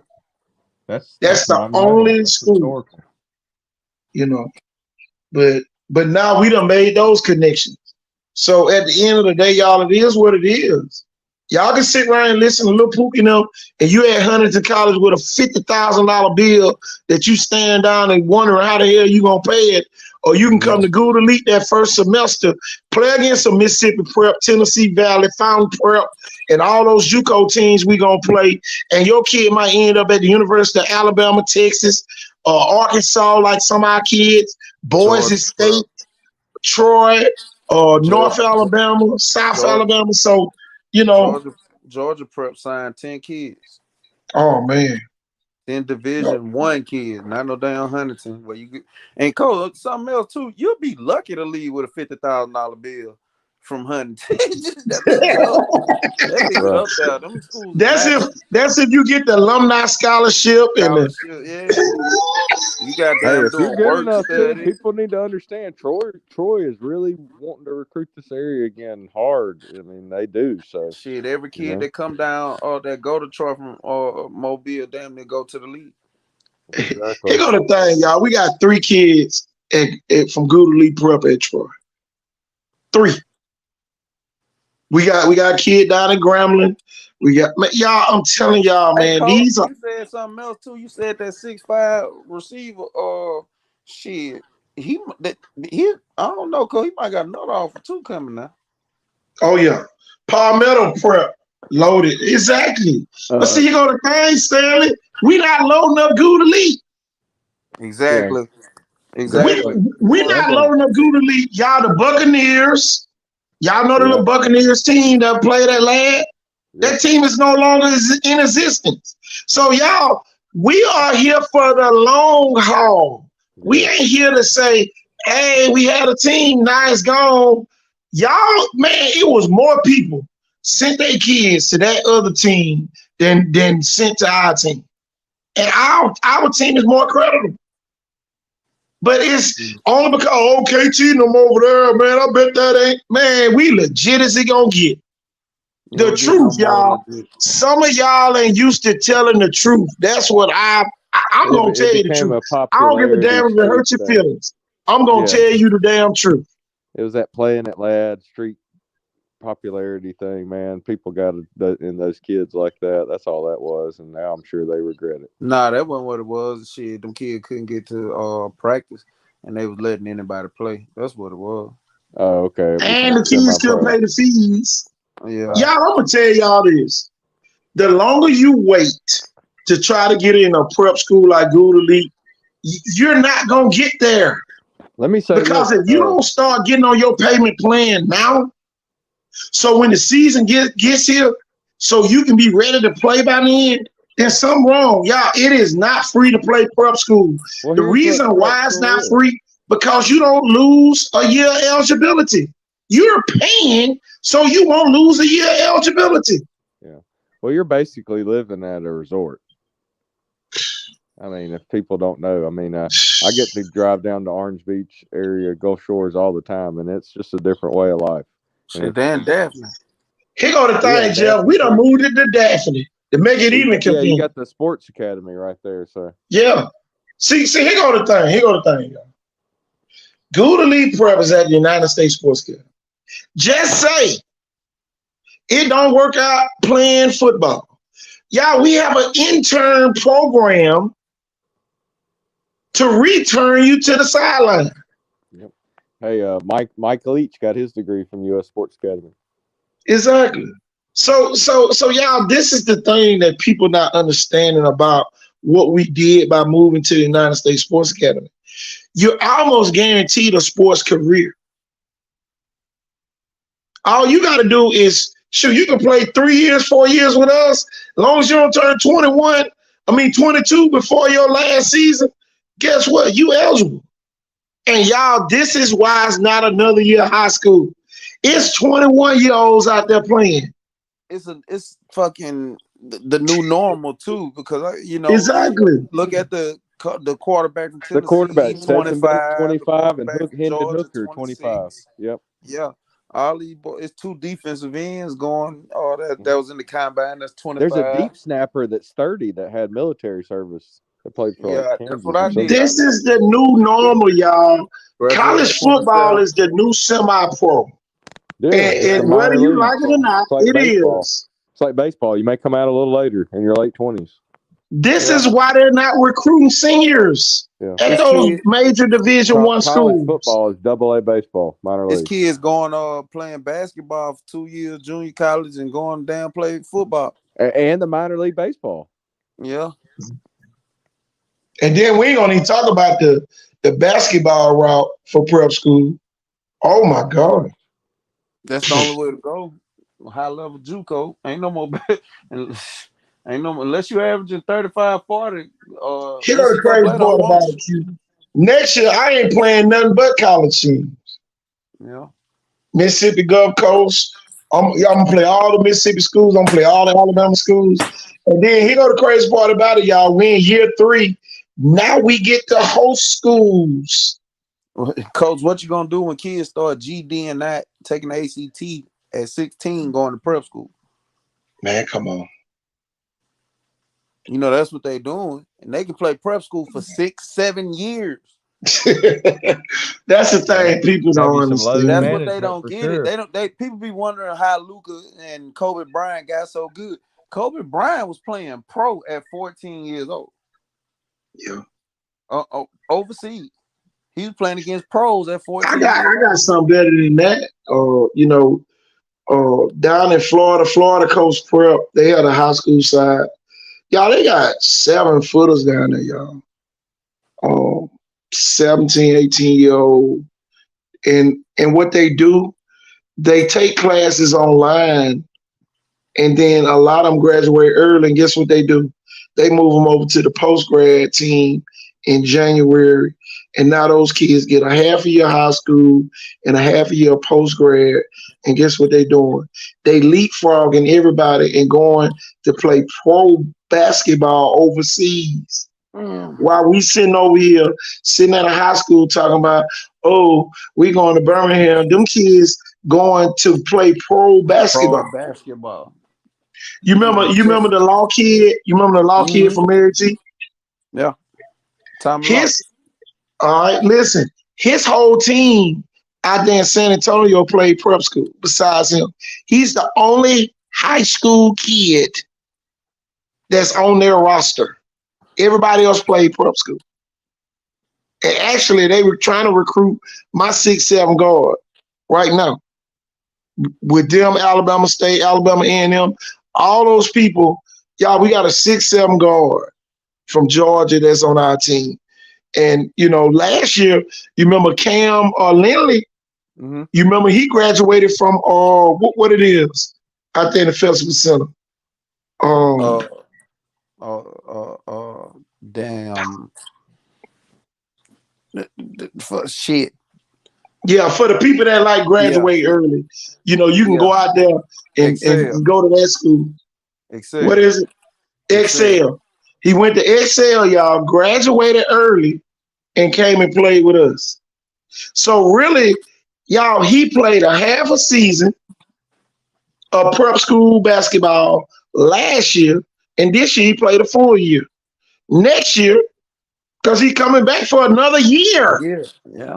So he's going to have 2.5 years of college experience, and he ain't no but 19. And he still can go play on the next level. But once he lock all the way in, y'all, that kid might go pro. He might be my first pro to come out the program. He definitely athletic enough. I'm telling you. And y'all, we're going to get him in the gym. Y'all, we're going to take our team out to the team camps. While all y'all going to the high school team camps, Gooderly Prep going to be there with y'all. And what kind of damn advantage that going to be when I got 20 and 21-year-olds out there playing against y'all high school kids? And they going to be looking at our team more than they looking at your team. This is the new reality. You got the same amount of eligibility. Exactly. Same amount of eligibility. Yeah. So at the end of the day, it's y'all, they're looking for great players. Good players, you almost don't stand a chance. You're going to have to go across the great line. If you don't cross over into that great category, you might not get recruited. Clutch matters. You know, but that's I'm telling you, man. Now. They want high level JUCO transfers, prep school. They're not even looking at the high school kids. Especially after the 11th grade year. Yeah. Once you get past that junior year, and y'all, I feel sorry for the 11th graders right now who not getting recruited, who thinking that the Easter basket is gonna be full on Easter. You're gonna be in for a rude awakening when you don't get no offers all the way to the end of your senior year. And you cannot blame the high school coaches. We are not gonna allow you to blame. Y'all, we have a full post-grad prep school program. Hey. Every kid in Mobile should be applying that wants to continue to play that don't have no offers. It ain't no excuse. Hey, coaches, I got a question for you. Myself right here. Would you say even with the per capita recruiting, the kids that are getting recruited, because it's mostly really 2024 and 2025, but look at the percentage. Would you say it's about 90 to 95%, almost just like what you're talking about with basketball in all reality of the kids not getting recruited? Oh my God. Here go the thing, y'all. Spates, Team Spates had a trial and a couple weeks ago out there at University of Mobile. Mm-hmm. And they had college coaches there. They took a picture with Tudor Boy, all that. How many of those kids got offers? That's the real reality. That's the real reality. That's the real reality, y'all. You had Pensacola State there. You had Coastal Alabama North there. You had Bishop State there. You had University of Mobile. You had all those colleges there, and nobody got no offers. But the only place that probably would have offered all them kids wasn't there. Gooderly Prep wasn't there. We wasn't there. Why we wasn't there? Because we got local kids that won't even fill out an application and pay an application fee. Y'all, it is nothing free left. And if you do get something free, you're going to have to jump through a hoop and go on a bus. Yeah, understand that. That's what the transfer portal did. A lot of people say it was for the kids. It's totally not for the kids. It did away with the free years. See, back in the day, you could go sit at Alabama for 2 or 3 years and then wait on your turn to play and get your 2 years. Well, that's not happening no more. If you're not going to be an asset right away, you're going to be in the transfer portal. Yeah, that's why these preferred walk-ons and gray shirts have not worked out in the last several years. Man, I ain't seen one gray shirt play at Alabama yet. Yeah, me either. And walk-ons, you better know something or have some grade issues, while you walking on. Because it's damn near impossible. You don't want to be Rudy. Come on, go somewhere where you can play. Look here. Jacksonville State had some preferred walk-ons, and all of them had on green jerseys, and I don't think none of them got no reps. And y'all, they had a It ain't even no time to get And I no bet reps those right parents were not calling him asking why they were wearing green jerseys. now. You they better had not. on green jerseys. And something else too, a lot of people don't know. When you walk on, you can't go out with the regular team. It's like the 55-man roster. Everybody don't get to start practice with the team. If you're a You might walk not go on, on you the have to road. wait. Yeah, you'll be Oh boy, out you there. won't take no road trips. Yeah, you ain't going on a road trip. Boy, you Man, ain't you gonna know got what the other team stadium look like. man. They only going You too watch it deep on at a TV. position. Right now, that's what they're doing. They're doing too deep at a position. That's 44 kids. And they're giving you 55 for special teams, another 11 for special teams. So if you a starter and you don't play special teams, your ass ain't gonna even be a starter that long. See, that's the thing too, Q. A lot of these people, they really don't understand. This is what they don't understand. You have to go through the man. I'm telling you, man, you don't even get to eat free at some places. Some places, right? Man, you Right. be hanging out with the scholarship folks, hoping they don't check your damn student ID when y'all walk in the dining hall. Yeah. Your homeboy sliding you is everything you eat, so he getting 3 or 4 plates to feed you. Man, look, boy, I ain't gonna even talk. Look, You still look, eating peanut butter and jelly at the coach's office with some look chocolate. here. I'm telling you, boy, they got you some Lance crackers down there. You know what I'm saying? But Man, that's why a Larry lot of people Ride. don't understand the bond between a lot of these football players, because it's gonna be some nights you hungry, and if you ain't on scholarship, you gonna be a lot hungrier. Tell you. But y'all, I got the Gouda League prep stuff rolling at the bottom of the screen for anybody who want to go on there and do the application. Y'all need to. And man, I'm telling you, it's gonna be a great thing that you probably did, to better yourself and stop waiting on people. Take control of your own recruitment. That's the thing that, I see a lot of people wait on the coaches. Oh, my coach handling that. Man, your coach might don't have no pool. Man, your coach they might not like your coach. Look, I can tell you this, just like John Ray say, you're gonna be eating a lot of moon pies and drinking Cokes with it. Because I'm telling you, y'all, I'm gonna tell y'all this, and y'all, this is a true story. This is the story of Demon Jones. The position coach at a specific school told the coaches at Theodore that they want to recruit no high school kid. So guess who KT Thornton calls? The head coach. Why does KT Thornton call the head coach? Because he know the head coach. Guess what the head coach said? Oh, we're gonna find out why he said that. So it's nothing against your schools, y'all. We got a little bit more pull because we might have that kid that might be that next starter at that potential school. Y'all, it's gonna be very few high school kids that leave high school and that's better than a kid that played prep school ball. It's very few. And y'all, I'm telling you, Q had to see it for itself down in Mississippi. Mississippi prep got some kids down there that Man, the y'all gonna whole be seeing. line, Man, 6'4", come on, 300 man. pound, man. And they recruit competitively. They've been trying to get a lot 6'4", of our 300 kids for pounds, several bro. months. And Man, they they got down there, 6'7". down that bit eating good. And I'm gonna tell you something else too. Them boys really coaching. They ain't just drawing no motherfucking plays in the sand. They got systems. Yeah. They got a real system. You will go down there and get your fucking head beat in bullshit. Trying Think to tell about Coach Gould fooling the quarterback a couple times, got some interceptions. exceptions. Yeah, man. You go down there and get your ass whooped. These folks, man, most of these people who coaching these prep school, they high level D1 or NFL guys.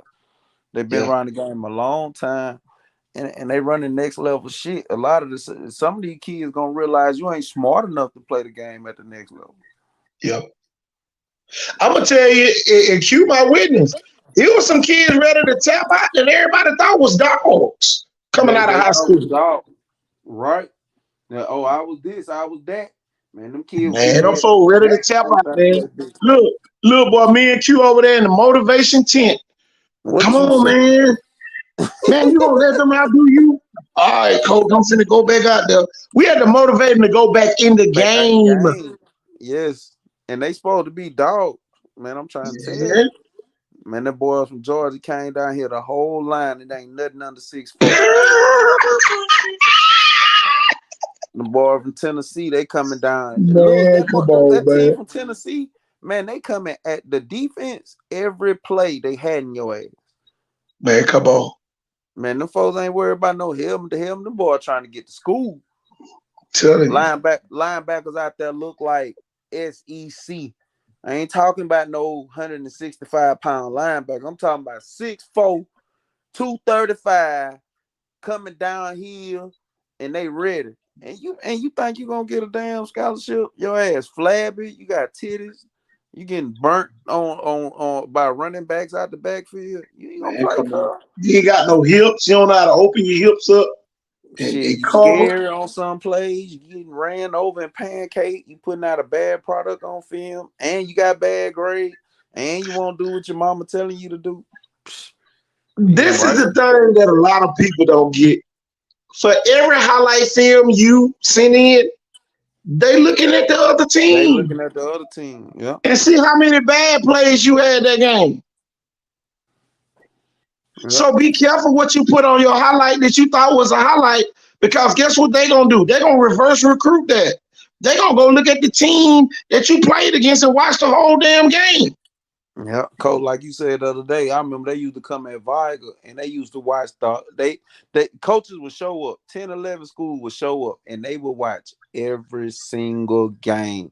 They'll be in there from 7 in the morning to about 8 o'clock at night, and they watch. You see, y'all, and look, the only thing they wanted was ribs from Rogers or horse chicken. Chicken, that's it.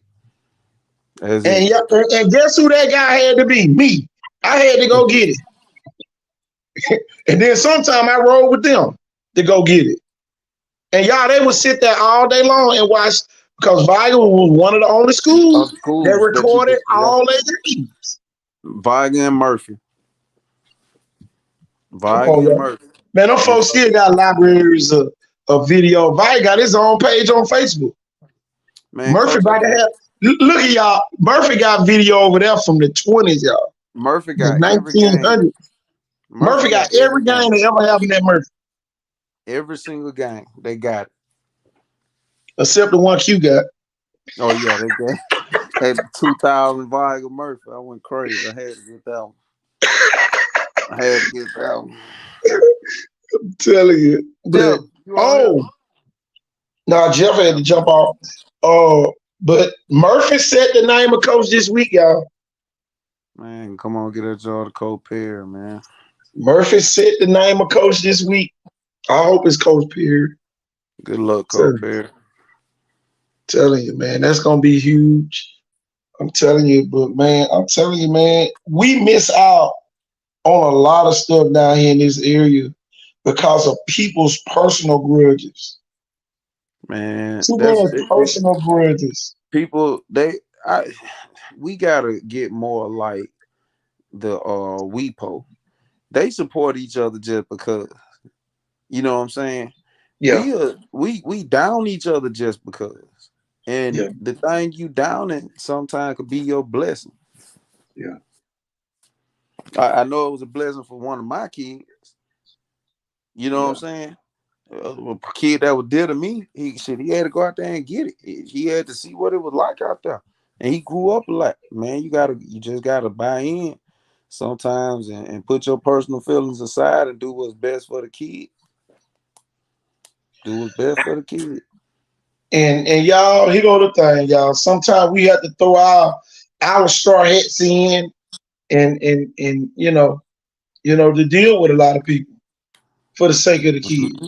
So y'all don't think that we don't dumb it down ourselves to really deal with certain people that we know sometimes be talking behind our back. Yeah. And y'all be like, damn, y'all talking to them? Well, y'all only knew what they said. No, we just know we don't want to go to prison for messing them up. That's just it. I just hate to say it like that. But it is what it is, and you can try it. Matter of fact, you can get you a dose of it if you want to. If that For the what ones who are out there listening. if you really feel that way. Exactly. You know. I'd much rather be your friend than your enemy. Exactly. Because I don't think it's too many neighborhoods I ain't never been in.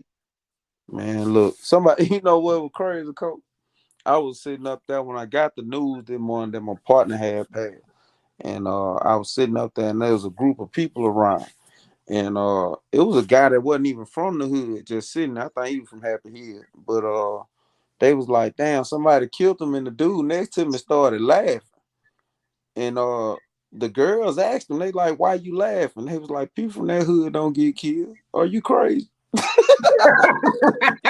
Look, that would have been the wrong answer. That would have been the wrong answer. Yeah. He said people from that neighborhood don't get killed unless they kill each other. I'm telling you. Yeah, unless they kill each other, people in that neighborhood. That's the thing. That's the thing. And you know, I know a lot of people, since we on here, we might as well talk about why KT so low to Q. We from the same hood. And y'all, our hood built different from yours. See, our hood didn't sit around and talk about the neighbor down the street. Because we knew if somebody ran their stupid ass over there, they weren't going. Number one, they weren't gonna leave, or they would have left in with the help of the coroner or somebody like that, or first 48 or somebody would have been out there trying to figure out what happened to them. And then guess what would have happened? All the old folk would have went in the house like they used to do anyway. Y'all, our community was built different. It was built different. Our community was one of the few communities in Pritchard that the light stayed on in the neighborhood because the old folks knew who power was off. If they ride around and see that you got that red tag on there, they'll do their little prayer call. And after they get finished with prayer call, they come knock on your door and it's an envelope to go get your lights back on. And nobody never knew nothing. You know what I'm saying? It's been a bunch of times where, the feds come into the neighborhood and go to pick up people, and you don't see nobody come outside for days. Yeah. And they like, what's going on? And you might have Miss Martha Ann's son living with Miss Trisha. Man, come on. Son living with Miss Martha Ann. While they knocking on their door, he on the other end of the street. Yeah. So, y'all, our streets, y'all, I'm gonna give y'all a breakdown of our streets. Each one of our streets is about 2 miles long. Mm-hmm. And y'all, please don't say you stayed in the middle. You can go on either end. Right. And then you can go 3 streets over. If something happened on Montgomery Street, okay, go around on M Street, stay with Miss Mary and around on M Street. Yeah. And then we ain't talking about Chandler and all that over in Chickasaw Terrace. Yeah, on the other side. Come on, y'all. See, here go the thing, y'all. This bond here lasts a lifetime. Yeah, y'all, and man, my big cousin Willie. Let's get some work. Oh yeah. But man, it's crazy, man. It's crazy though, man. We sit here and talk about it, but y'all, one thing, the reason why we help all the kids, because somebody helped us. Y'all, we ain't do everything right. We did some low down shit. We done did some illegal shit. But at the end of the day, y'all, we was blessed to be in a community that really didn't snitch on people. Now they'll whoop your ass. Oh yeah, they'll beat the hell out you. I'll never forget the time where some of the boys in the community, the Hooplam Nation, they was going in other parts of Mobile wreaking havoc, and the people was trying to retaliate, and they didn't quite make it out. They made it down to Reese's, Hodges, and Johnson Allen. If anybody know what those are. They didn't quite make it back. Wake up, look, Coach, after Katrina. Man, the New Orleans boy came to terrorize Mobile. Them folks ain't come over there fucking with us. You remember the Miami boy? Tried it? The Miami boys tried it too, y'all. They didn't quite make it. You know, that was back in the day when the news didn't come to preaching. Yeah, The only two places the news came in preaching was Viger and Blunt. Them was the only two positive places in the whole city at the time. And y'all, I'm telling you, it was not friendly, you know. And I'm gonna tell you another place I used to like working at down in Maysville, boy. It wasn't nothing like being down there. Yeah, Ooh, maybe some boy, it went down. It's some real folks down in Maysville too. It's some real folks down there. Mr. Big and all of them used to be on Antwerp Street. Boy, look here. That's all I can say. Now I really raised some eyebrows on that one. All this, you be sitting up under the big trees right there across from George Hall where they had them 2-story apartments back in the day. And if you know anything, you know what I'm talking about. But y'all, I'm telling you, man, them was the good old days. Being in RV over there at the Ann and Arlington. At the store right there, right across from the precinct back in the day. Yeah, right down Rotterdam and Brussels, all up and down Duval Street. Man, come on, man. Chicken Pop Shack, Reed the been wing over there shack so over long. there. Oh man, we ain't gonna even talk about the Maysville Shack and what that is on the corner right there. Chop Suey, Mobile Chop Suey had the biggest egg rolls. Yeah. Boy, you eat two of them, boy, it was like eating a whole full course meal. 50 cent one time. Oh yeah, at the 4-way stand. You already know. I'm telling you. Yeah, Man, those the good days, that boy. Telling you. They used to always let her pull up. I'm telling you. Come on, man. Especially our hood. Our hood was welcome everywhere. Everywhere.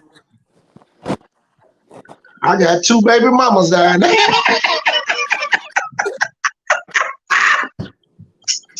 Yeah. It was always a beautiful place to be. Well, I'm telling you, it was hospitable down in that area. Man, off Virginia Street, Marine Street, Kentucky Street. And they had 2 projects. Oh, yeah. Baltimore and AARP. And RV. Shoot. Well, you don't go down that bullshit and you looking for trouble, you're gonna find it. But if you come to have a good time, spend some money, they gonna welcome you with open arms. Oh yeah. Keep my dog Bird. Yeah, Bird. Real nigga from down that way. Telling you, man. A whole bunch of good people came from down there. Telling you. I remember Tonyo Coleman, older brother, he used to be out there and preaching in the hole down there by Smurf Village in the hole. Remember back when Alexander Court was still open? Yeah, he back deep off in there. Look at here. Tell you, them was a good day. Oh, I ain't know that. I'm about to go holler at Twitter. Oh yeah. Be over there. Yeah. Oh, they used to damn. be over there. Tell you. That was crazy though how Smurf Village was behind Alexander Court. Boy, it went down over there.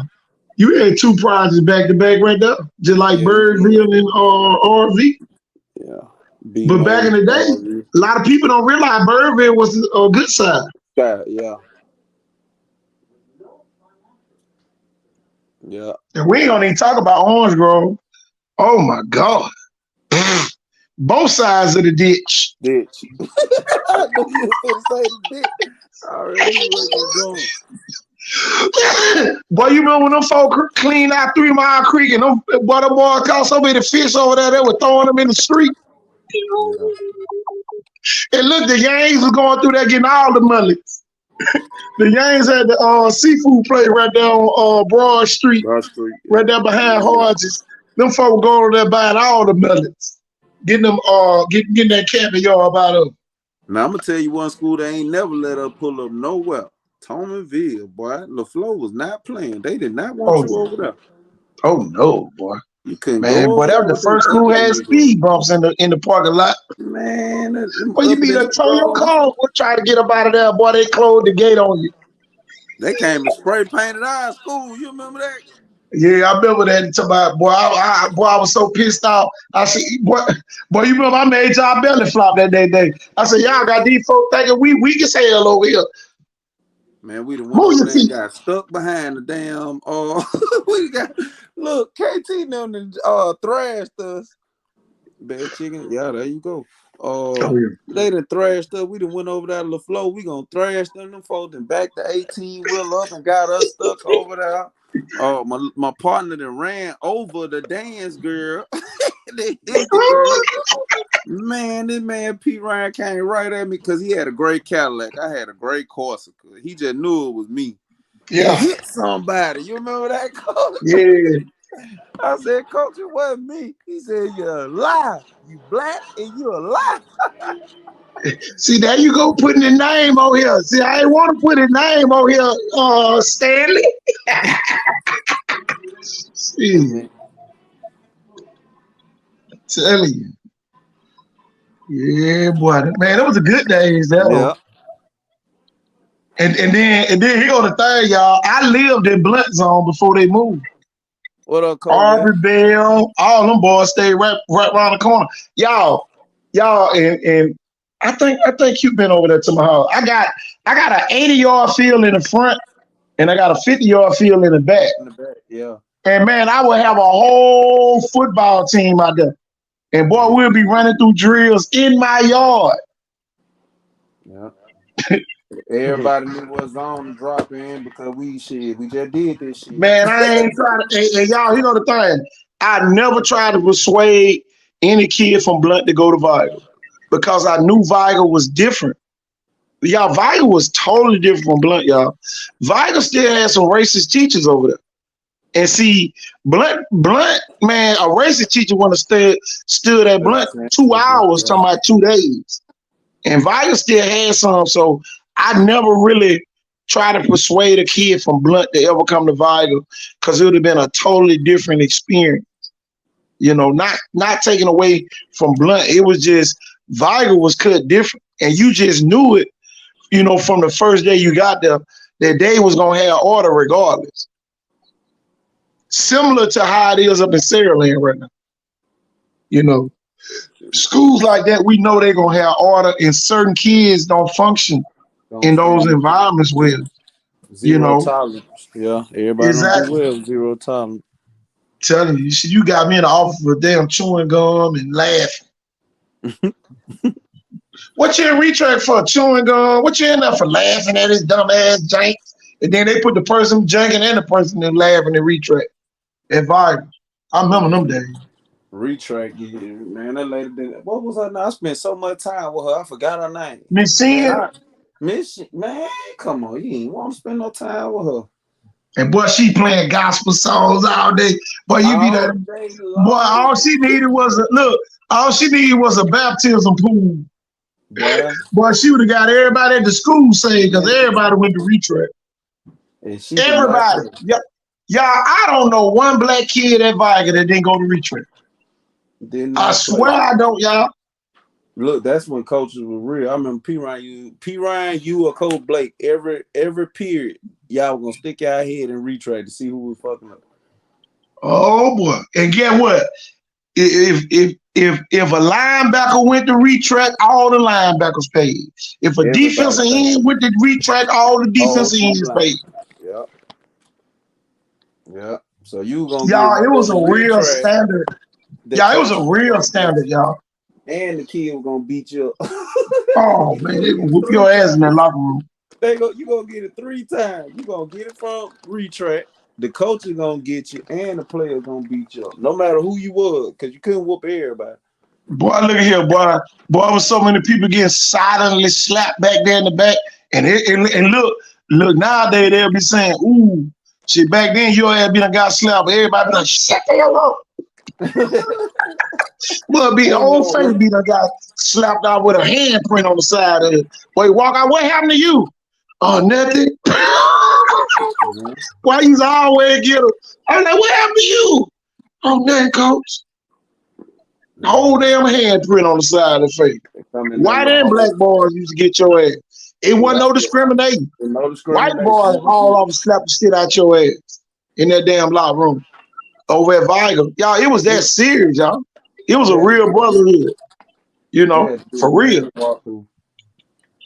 Telling you. And you gonna look, and if you was big and bad, if you was a big bad motherfucker, we'll let you get all the way to the damn door, like you think you finna walk out the door, like you had and got away with it. Let you get to the door, somebody slap your ass back in the door. Motherfucker be outside. Look, slap you and close the door real quick. But you don't even hear the door close. You wake up, everybody gone home. You the only one in the locker room. Man, come on. Coach is waking you up. You all right? You good? We're gonna take your dumb ass home. Tradition matters, y'all. Tradition matters. And y'all, I know is a parent out there saying, well, y'all used to do that bullshit. At the end of the day, you want to understand because you never on a winning team. You ain't never won nothing. Y'all, we top 10 every year, whether we wanted to be or not. Viger was in the top 10 every year. Y'all, it was a real standard. It's a reason why people still hate Viger. But I get tired of watching dudes hit a motherfucker's name up. But people don't understand the punishment that we gave other people kids either. Oh, man. If we'll slap each other, imagine what we'll do to you. Man, that damn offensive line. I look, who that was we played the first play of the game, they knocked everybody down, including the linebackers. It was a full pancake. And somebody, who the running back was back during that time? Archie Niles went 80 yards. But I think that was Big Bam them who did that. That was our first. Oh yeah, Big Bam, Rico and Big Kane. Man, come on. Big Princeton, man, come on. Prentice Williams. Prentice Williams. Man, we didn't have. Look, I remember, Coach. We went to the Senior Bowl. And our offensive line was big as the Senior Bowl offensive line. Look, here go the thing, y'all, man. We said them kids, though, 6'6". He's shaking Bam hand, talking about, I know you ain't no damn kid. He said, yeah, man, I'm 18. He said, ain't no way in hell you 18. He shake Big Kane hand. He look at, he say, oh, y'all on the same team? This big Kyle Turley, first round to the Saints. Oh, yeah, I remember that. Yeah, boy, so I know y'all ain't on the same team. He say, so I guess y'all won state, huh? I can tell y'all this, Montgomery hated Viger. And y'all, here go the thing, y'all. Viger really broke that streak of Mobile teams going up there getting their ass beat, too. Because BC Rain, all of them used to go up there, and boy, they used to leave, they bring their ass back with Higgins on top of their head. Tell him, Murphy won 1 year, but they ain't had no success after that 1 year. Now Murphy went back in '89. I don't think they been. I think '91 they went too. I think Murphy went in '91, but they lost both years. They got 2 red maps over there. But Murphy got a little tradition. Williamson got a red map over there. They got tradition. You know, whenever they have great disciplined teams with great athletes. My thing is this, y'all, and Williamson got a lot of transfers coming in this year. Now they gonna have the quality depth, but I'm telling you, man, 5A Region 1, man, you might need 3 football teams to be one. You Coach, how good is damn Gulf Shores to get fucking Auburn former defensive coordinator? Yeah. That shit is crazy. Oh, look at the guy that just came back from the damn Atlanta Falcons. Shh. Man, you can't make this up, man. Coach, man, it is unfair. Matter of fact, next time they need a coach, I'm going to be the coach at Gulf Shores. So they give me one of them damn condos, and I can look at the women in the bikinis all day long. I heard they're giving out 300. Man, them folks giving out 80,000. The coaching staff running around in 300. How about this? Hey, them folks giving you 80,000 to be the middle school coach. The middle school plus stipends. Man, and you get paid through the city, so you get paid year round. Man, come on, man. Man, they Even break that during the money summer, down you too. get paid. Man, come on. And then please don't get one of them blue tag cards. Boy, Coach, you ain't buying no yeah, they gas. got 300s with the blue tag. Look, that's all I need. I just need one of them blue tag cards. Man, And come let on, me these stay in folks, the condos. I'm telling you, just let me stay on got the the right beach. idea, man. Telling you. These folks got the right idea. And I'm gonna tell you something else. I don't think a lot of people are capitalizing off the marketing of their kid. And that's all I'm saying. We can go back to what we were talking about. But see, here go the thing. You make your own kid popular. When Right. I can't sport, I want everybody to understand this. I know football, you coming down here, FBU, all that's coming down here. That stuff cost what, 100 and what? How much it cost to go to that FBU camp? I think I'm not sure. I'm not familiar with FBU. I think I saw it was $175 or something. For one day. Jeff, how much that camp is?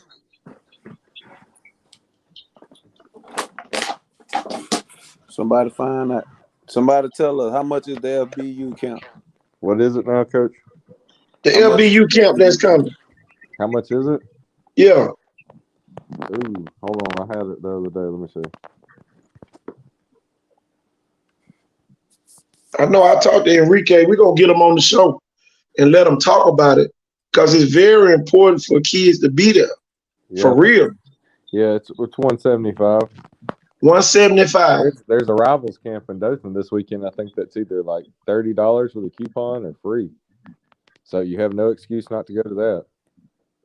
You know, my thing is this, Jeff, and I'm gonna talk about our showcases. Should have been at our showcase so you could have learned some stuff before you go to one of those. Exactly. Our showcases ain't nothing but the quiz before the test. Exactly. So when you miss out on ours, now you got to pay for the test, and you don't know what the hell you gonna do when you get there. They might have you standing on one damn foot and hopping 100 yards. But you won't ever know if you only wait on the big events. And 9 times out of 10, okay, Big Dubos goes to the camp in Dallas. Everything we did at our camp, at our showcase, guess what he did in Dallas? And Same guess what stuff. also he did? He dominated, didn't lose a rep. He dominated. Y'all see, a lot of y'all just like going and having a good time. I just told y'all they're not recruiting good players. They're recruiting great players. And I want everybody to greatness matters. I'm gonna say that. How great you are matters to the big colleges. Greatness matters.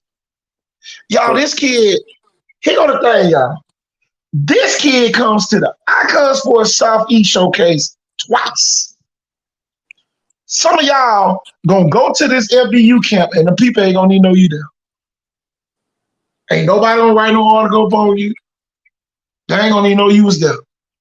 But you had an opportunity to at least get your name in a Google search. Right. Because as soon as we write the article and input your name in that worldwide web, guess what's gonna happen? They can Google you. But some of y'all don't go to nothing. I'm gonna just wait to go to the camp over in Dothan. Are you gonna be ready to run the 40s? Are you gonna know that on whatever movement I make, that laser gonna be rolling? See, a lot of kids missed the laser camp where we had the laser. Man, look at y'all. The people in the background of the laser couldn't move. Yeah, you can't have nobody behind you. You got exactly. So at the end of the day, y'all, these are the things that you learn when and man, Jeff did a great job, Q, of showing the kids how to get down for the 40-yard and gain every inch that they can gain without getting, disqualified. And everybody missed out on the camp. Everybody missed it. But at the end of the day, everybody gonna wait on their high school coach and have them people sending out videos and tweets and all this other shit. And guess what? The college coach gonna look at 2 seconds of it and say, "Oh, he's just a good player." He's just a I was good looking player. for a great player. We got good players all over. We can pick any good player. Exactly. But And Coach, then how important is it to compete before you go to one of these camps? Because, like you say, you know it's the a thing, cheat code. Q, I was just about to say this. We got some black kids. I ain't never seen no good white kids before. Right. And you go to these camps, and boy, it's a culture shock from hell. A white boy done ran past your ass running a 4.3, and you ain't never seen that shit before. Yeah. But who fault is that? You minimize your opportunities. Or you get I'm up gonna on maximize my opportunities. You get up on one of them linemen that's with them 7 feet arms.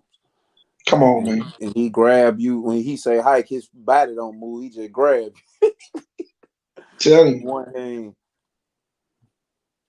Or somebody punch your shoulder out of place because you coming off the ball all wild, or you get too far upfield, man. You gotta get those. I'm gonna go back to that video, Q. I'm glad you said that. Watch the finish on this video on the offensive line. Y'all, it might not benefit some of y'all, but watch how each one of those linemen finish their block at the end, Q. Here we go. Turn your mic on.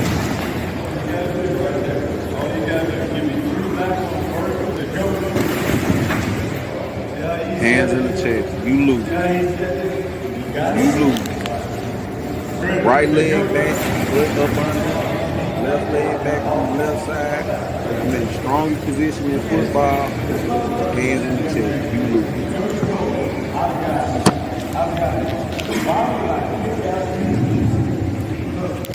All them guys are 315-pound bench press, 400-pound squat.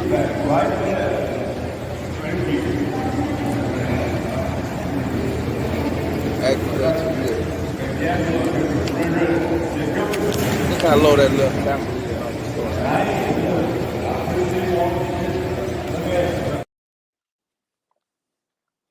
Man, come on. Now that left guard was a high school kid. He won't be for long. No. He early signing like Woods. He ready to go. Yeah. I should have took a picture of him.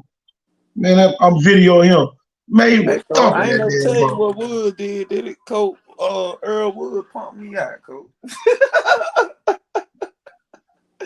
Oh man, when they were finna play Theodore this year, I said, ain't nobody committed to Jacksonville State gonna beat Theodore. Man, why that kid inbox me, Coach? Cause he a winner. He a winner. He a Gator. That boy inboxed me, said, I watched the show, but I'm coming for them boys. That's what he said. He's like, I'm coming for you too. Man, I had to go shake that boy hand at the end of the game, man. That's the best coach team that lost a game this year besides Gulf Shores. And they'll be back. I guarantee you, they'll be back. See, this is the thing that I think Faith Academy don't get.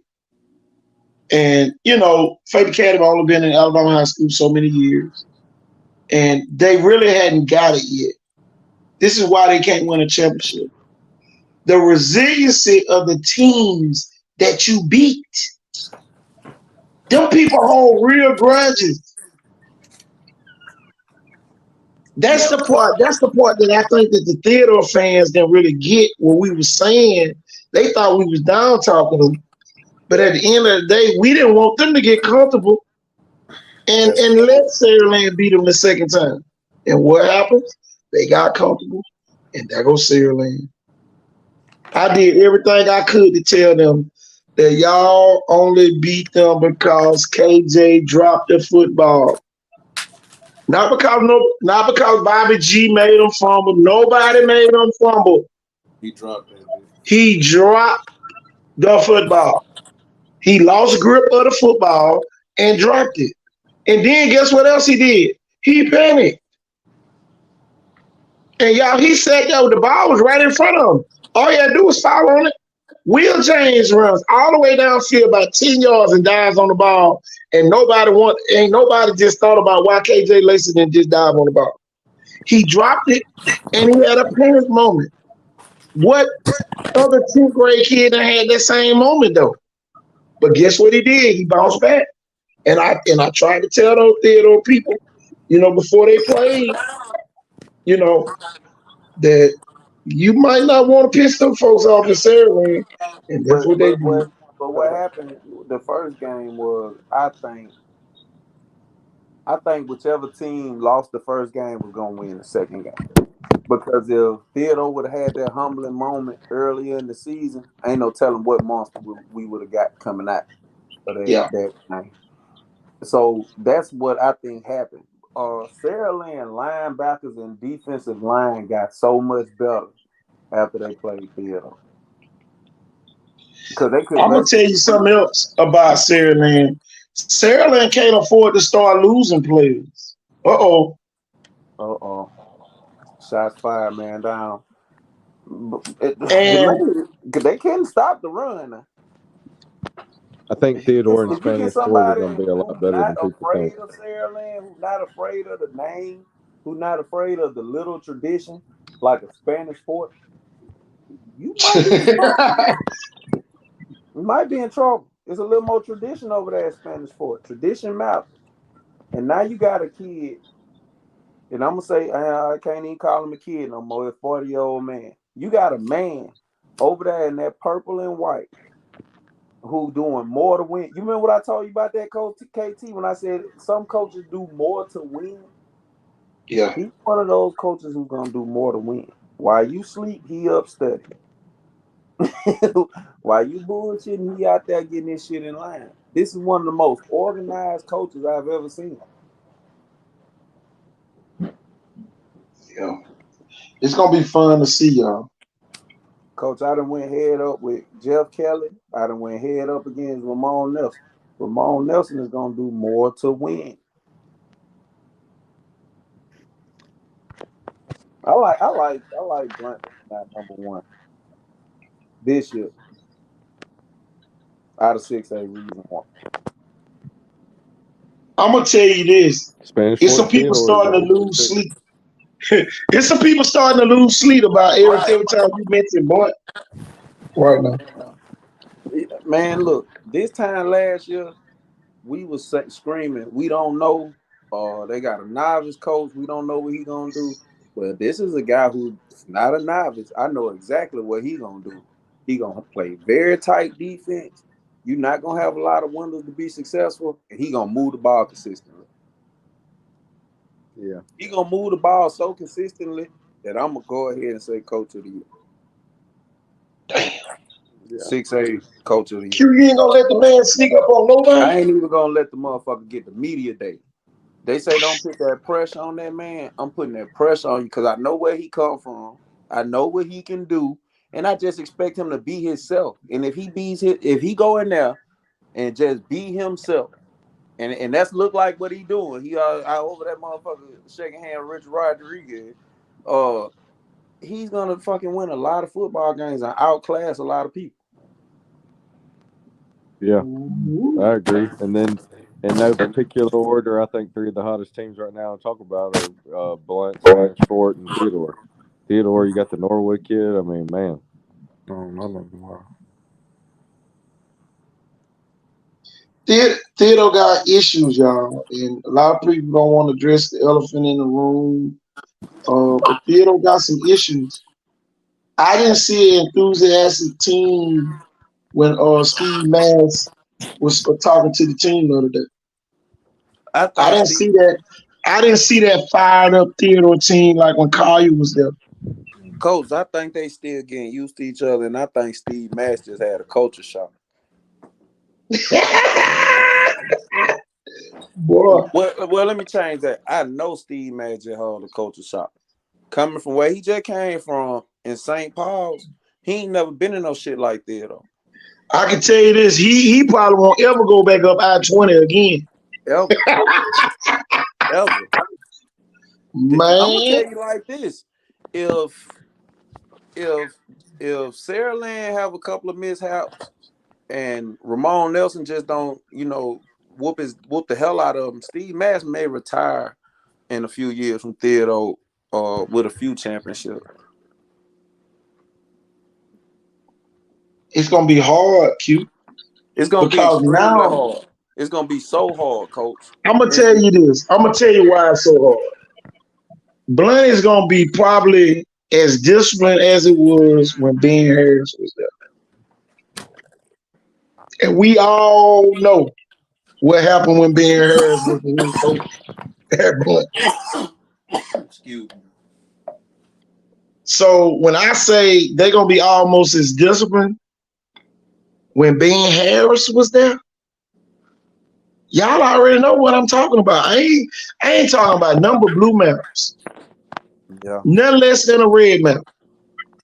And I want people to understand that 6A Area 1 is top heavy. So you got 3 or 4 teams that can probably go anywhere and compete. But the bottom half, them guys are gonna get worse. You know what I'm saying? They're not gonna be down forever, but you're gonna be down for a while. Boy, you better ask Murphy about when they played Theodore and Saraland and all them damn concussions. Oh boy. Theodore Boy, team. Boy, look here. Boy, them 2 games made a lot of kids leave Murphy. I can tell you that. Boy, Theodore was knocking your ass out like Mike Tyson punch out. Tell it. And that's why I like Theodore, because they lost a lot and they're gonna have to fill in, man. But they got a lot of key players coming back. A lot. He go to think, y'all. What team's gonna be able to compete with the teams outside the region? Think about the draw all them had last year. They had the Montgomery area. Next year, guess what they got? Tuscaloosa. You gonna have Hillcrest, Evergreen, Paul Bryant, where Coach McKinney's at right now. Yeah. So it's gonna be interesting. And Paul Bryant has probably pound for pound the best offensive and defensive line in 6A. Yeah.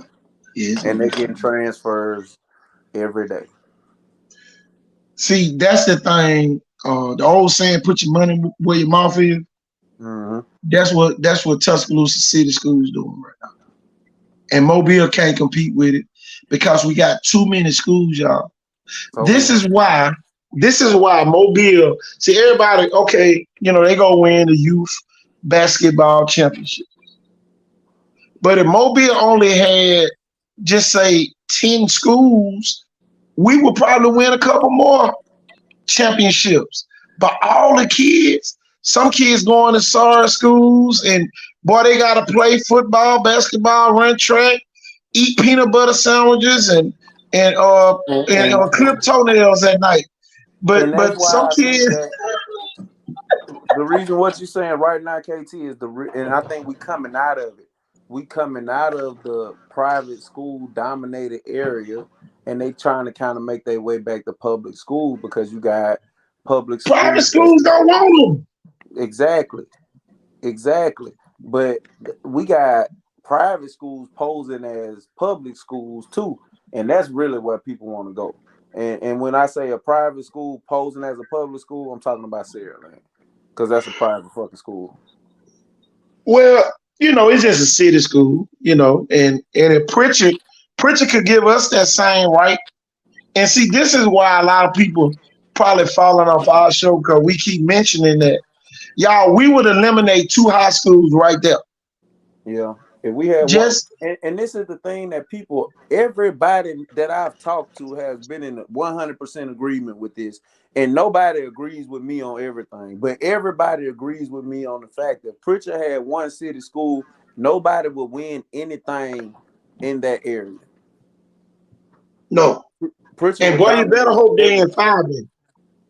Because they would never think about this, Q. They would probably be 5A. Because you got to realize Blunt got a lot of kids from Mobile. They go to Blunt. How many of them kids Well, let's say that first of all, we would have to pick which school we would use. It'd probably be one of them would become a middle, and one of them probably become a high school, I guess. Well, you already know what the middle school gonna be. Tell me, Coach. Vargas. Vargas. Yeah, and then the high school would be Blunt. Blunt. Yeah. All right. So think about how many kids gonna go to Blunt that from Mobile if we still had a Pritchard City school. How about this? I never really thought about this. Blunt could be the middle school because of the middle school age kids that live in Pritchard city limits that leave and go to private school. And then we could tear down county and designate. We could expand. How about this? How about this though, Q? A kid that leaves Pritchard then will have to sit out wherever they went. They go wherever they went. So more kids will be going to Pritchard. But I'm a firm believer that, like you said, even from our hood, we different. Things was different. Pritchard City School, man, people that live in Pritchard got pride. Yeah. Regardless of what, anybody else think, and I know, but shit, it's gonna be hard to go play for any school outside of Pritchard and you from Pritchard. Yeah. And Jeff Kelly told me out his own mouth, he don't recruit because if you live in Saraland, you come to Saraland, and I'm gonna win with that. I don't have to recruit. I got a whole city. So whoever was the head coach of Pritchard High School, man, they wouldn't have to recruit. Shit. Look, it's easy. It's an easier move now to know who would be the head coach at the new Pritchard City schools. And now you will move Cook back to offensive line, offense coordinator, and go from there. For real. Mm-hmm. Man, you would have a monster staff. Yeah. If it was a Pritchard City school. Yeah, think about Dirge and Scooby-Doo, all them guys. Man, you have 30-some coaches. How many legends did we have coaching just the year I was in high school? We had 2 Hall of Famers. Yeah. And Willie Anderson and Robert Brazil. I go to defensive lineman camps and start teaching sometimes, and people look at me with the utter just wow because I was coached by a Hall of Fame linebacker. I know tricks that people, they be like, who taught you that? And then you tell them, and they be like, oh my God. You played for Robert Brazil. You remember the club technique that we used to use for them big linemen when they grabbed us? How we used to club and get up on and rip and make the tackles? Yeah. Yeah. How many times did we see 300-pound linemen? We used to love to see 300-pound linemen because we knew they weren't gonna be able to get up fast enough. How many times? Think about the take-on drill where we used to work on linemen trying to come kick out the end, and we would close down. Close down on that. And oh my God! And get up under them and make the tackle. And it's a 300-pounder trying to block you. And our center of gravity was so low that the damn lineman head would go back every time we ripped them. Hand in hand. Coach Brazil had us doing hand in hand drill with the field goal post. Don't be telling folks the secret. Don't be telling them folks the secret. Everybody see. Here go the thing. And Jeff saw this at the last showcase. I got loose down there with the defense. I know Jeff like, damn, what the hell going on down there? But yeah, I went back into my coaching mode. And man, we had 2 young defensive ends. The Conley kid and the Garrett kid, Chicken. Mm-hmm. The kid they call Chicken from Booker T. Booker T. Oh my God. D1 coach. Look here, Jeremiah Conley is another D1 kid. Yeah. Right there at LaFleur. This further just puts the stamp on what I'm telling y'all. We got too many schools. If Jeremiah Conley could take the rest of his teammates over to Viga or LaFleur or Blunt right now, both of those teams will probably be contenders in 5 and 6. That's just if you close down LaFleur. Matter of fact, you don't have to close it down. Just take out the athletics. Just take football out of one of the sports that you offer. Yeah, like how Yeah, Dunbar kids put a touchdown definitely play. send the flow, all the football players and the staff to Viga or Right. to Pritchard City School. And if you want to play, and LaFleur would be LaFleur Prep basketball. Exactly. Yeah. It is what it is. Why not? Do it. Hey, do LaFleur like they do Brubaker Tech up in Montgomery. Montgomery, right? You know, Brubaker Tech has an awesome middle school football team, but they don't even mess with the high school football. High school, yeah. And y'all, it works well up in Montgomery. And I tell you what, man, you get out of LaFleur basketball tradition way. If you get football out of basketball way at LaFleur, you'll have a powerhouse. You will have something like the city hasn't seen. Even though, you know, it was a couple of years that Pope didn't lose in the city for 4 or 5 years. We had a little run now, but man, he never closed the deal up the road. You would see them close the deal up the road 2 out of 3 years, probably miss a year, 2 out of 3 years, get it again. They'll run off so many, they have a real dynasty. But see, here go the thing. I don't think they want that much positivity to go into certain communities. Absolutely And not. you know, that's what I'm starting to see. And you know, the other show said, why everything got to do with race? Because it does. It is. You know, because that's gonna hurt UMS Wright and St. Paul's and all them folks who gotta play those inner city schools. See, those schools are playing the real inner city schools. You know, and you know, a lot of people really don't like it. You know, they don't like the fact that they got to go to Viga and LaFleur in basketball. And even Central. Some people don't like going up there. They call them people the trailer trash and all that up in Central. And you know what I'm saying? So a lot of people try to keep their kids away from those environments when they exist. Yeah. These environments exist for a reason. To make everything equal. You know? And what's gonna really hurt them kids is when the inner city schools start refusing to play these kids, because it goes both ways. They start refusing to play your kid. Guess what? Your kid's gonna stop getting them scholarships. Y'all gonna stop getting to the championship game because you're not getting the work you need to get better throughout the season. It's two sides to every coin.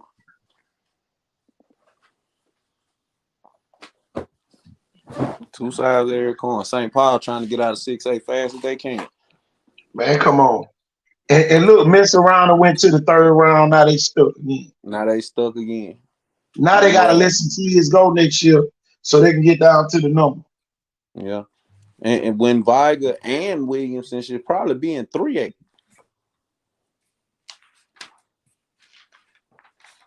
That's what nobody's saying. Yep, but you're right. We don't have the lawyers. We don't have the resources. We might do have a lawyer. Our quarterback a lawyer now. I'm going to call Lewis and see if we can file a petition to get moved down to 4A. Get Viga moved back down. And watch what happens when they go back up the road again and again and again. When it's a fair playing field, but you'll sit up here and say, well, it's not about race. Williamson got enough high school kids to be in the 3A school. Be a good 3A. But because they, not the right color, they got to play in 5A. And now 5A is one of the toughest regions to get in. And it's going to be 2 really good black schools that miss out. What are we going to do the year that Viga, Williamson, BC Rain, and LaFleur all miss the playoffs? Absolutely nothing. They ain't going to do shit. But let UMS, St. Paul's, and McGill miss the playoffs all in 1 year. And Faith Academy missed the playoffs in 1 year. I bet you they be reclassifying that shit left and right. So when y'all say what is about race, man, y'all please come back to this and y'all humble yourselves and look at what we going through and what we've been through and what we continue to fight for before you talk about race. This is systemic. This ain't no one person doing nothing to us. This is the system, goddamn, putting our kids in the position to be unsuccessful. And that's why Viga tradition is so different. Man, we had to line up against shit that we wasn't prepared for all the time and came out on top. Yeah, I think that's when they closed down some of them city parks.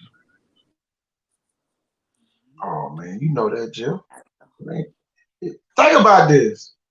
The people took away Chickasaw Park. Think about that, y'all. Them folks got rid of Chickasaw. So what you think they were gonna do to the ones in Pritchard? Yeah, for real. Bad but true. And see, that's the thing. That's why nobody stepped in to go ahead and, you know, take the park lead and say, hey, if you go to this school, you got to play in this neighborhood park. Then you don't have to worry about coaches picking up kids. Then you also tell the coaches, if you live in these neighborhoods, you coach in these neighborhoods. You see what I'm saying? Now you got the same thing that the private school got. The private schools know who their quarterback going to be for the next 10 years. They know what they got coming because them kids over there playing in the CYO league, playing in the system, they playing in the feeder system, and they don't want the inner city schools to do the same thing. Saraland Park, you play for Saraland Park, then you go play for Saraland Middle, then you go to Saraland High. Saraland High School, Jeff Kelly knew he was going to win this state championship or the next year 5 years ago. He knew this was coming 5 or 6 years ago. He didn't, you know, this wasn't no surprise to him. He knew what was coming. You know what I'm saying? Whereas the city schools, they over here fighting for kids. This the kid live in this area, he going to this school. This kid live in this area, he going way the hell over here, driving 30 minutes to get to school. You see what I'm saying? And some of their players in Saraland doing that. But here go the thing, they got the kids in middle school. So they already knew. Sooner or later, we're going to win. See, this the thing too. Boy, since we on that, we might as well stay on it. See, this is the second time KJ Lacey has been in Saraland. Right. That kids got the resources to do that. That's the part. Kids, even like when they training coach, them folks going to train in Saraland. Saraland making sure everything stay in Saraland. Even the cheerleaders don't leave outside of Saraland. They go to Empire. He go to thank you. This is why Spanish Fort turned in Saraland. How can this, and I don't care what nobody say, how can this black man move from Saraland back to Daphne to back to Saraland? They did everything but say that. But at the end of the day, Saraland prevailed. That's right. But here's the thing. Spanish Fort got a pass. We done sat on this show and talked about everything else but Spanish Fort turning in Saraland. When did Spanish Fort turn in? Oh, that was who did that? Yes.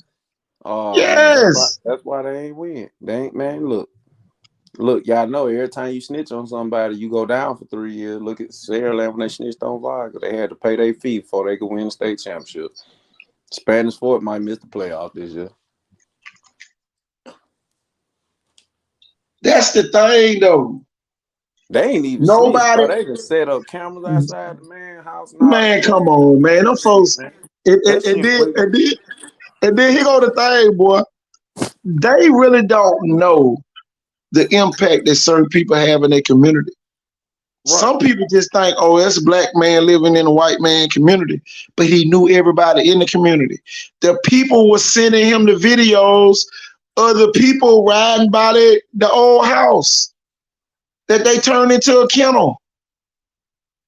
They got videos of the people after they leave coming back later on in the evening. The Chuck Anderson them over there in Baldwin County Public Schools, and the principal of Spanish Fort, I think riding by. It wasn't Tate Smith. It was the principal. But see, this the thing. The principal at Spanish Fort used to be the principal in Daphne. She was assistant principal in Daphne. So at the end of the day, her motives change. Oh, this kid, no, we can't start that trend of kids leaving Daphne to go to Saraland. Yeah, I think it was a combo of both the Daphne and Saraland people. Daphne and Spanish Fort. I think the shit weird. Well, nah. I mean, yeah, that's what I meant. I really think no, I ain't gonna let y'all throw Daphne under the bus. Daphne Well, no, Hay. that guy had a Daphne address that tried to Yeah, a white guy. Quinelli is part of Right. the quarterback club. That was it. So he got mad when the Daphne quarterback club voted to not pursue anything on KJ Lacey because they got the quarterback from Saraland. If Lacey He hear pursued this, it personally, Lord, and that's what made the case weird. Exactly. It went personal, but at the end of the day, all this had to do with his brother stealing Jeff Kelly's tractors. yeah, I got the documents, Jeff. I still got the document. I seen that. But look, what I learned is anybody can sue anybody for anything at any time. If I was the Lacey family, I would sue everybody involved for $1 million to start off, because you could sue for jeopardizing KJ draft status. You could sue for hardship. They put these folks in the media, pain and suffering. The other Saraland kids could sue too for pain and suffering, for because they found out that the shit wasn't true. And I think I'm gonna tell you who else can sue. Hillcrest High School, because they got their ass tore. Saraland open up a can of whoop ass on the phone. Boy, you talk about taking it out on the opponent. Man, Do I need to play the video? Shit. Man, that man, look, the funniest thing I seen all football year last year, Hillcrest Tuscaloosa coach get up there and say, man, we just not think he's that good. And he apologized to the fans. He apologized to the staff. He even apologized to Ryan Williams himself and said, did not know that man was that good. Here it is, y'all. Hold on. Let me show you how this 10th grade wide receiver who's already committed to Bama got his GLD. Ryan Williams, Instagram is Hollywood, so he better go step it. Play 1 in a playoff game rematch. Quarterback drops an absolute bucket. The first play of the game, straight out of the ready break. 80-yard bomb. That's one. Look at my childish self. I just knew this was viral. They get the ball back again. Play action. He sets his feet. I'm like, oh my stars. This is the team that knocked them out of playoffs last year, so they came out to violate. And y'all know the drill. You make a play, you get a hood. It's a good thing you're good at football, because you look like Little Red Riding Hood. Get it together. They start trying to double him, triple him, put him at running back. I'm out of here. Bro hit the speed boost and skedaddle. What that is? Uno, dos, tres. 3 of them things in the first half. 240 and 3 tutties. That is a touch disgusting. Now the defense start turning up. They throw him a swing pass from the backfield. Got y'all asses. A jump throw across his body. Buck just when y'all was rallying to the ball. Right over y'all head. 4 of them things with a whole nother quarter to play. Damn. And you can blame that on Spanish Fort. Somebody need to sue. Hey, coach, talk about their facility. How live is that stadium? Oh, man, come on, man.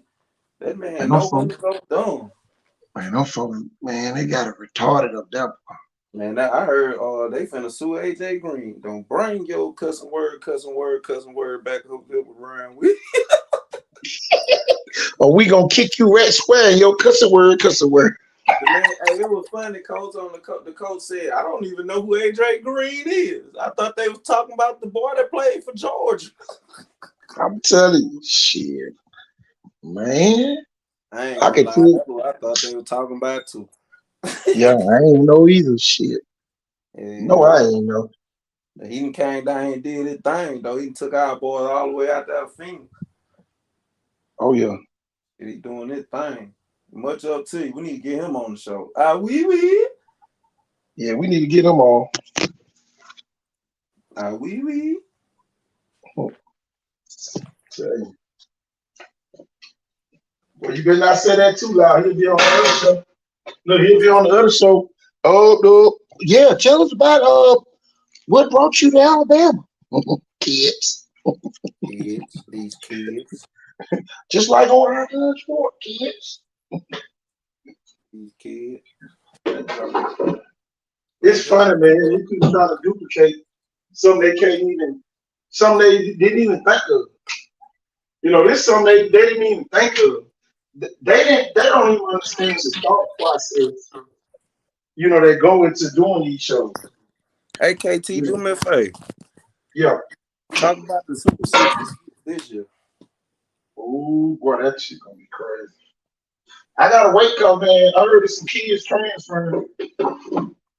Oh, my bad. I see that out loud. Man, KT, you missing, man.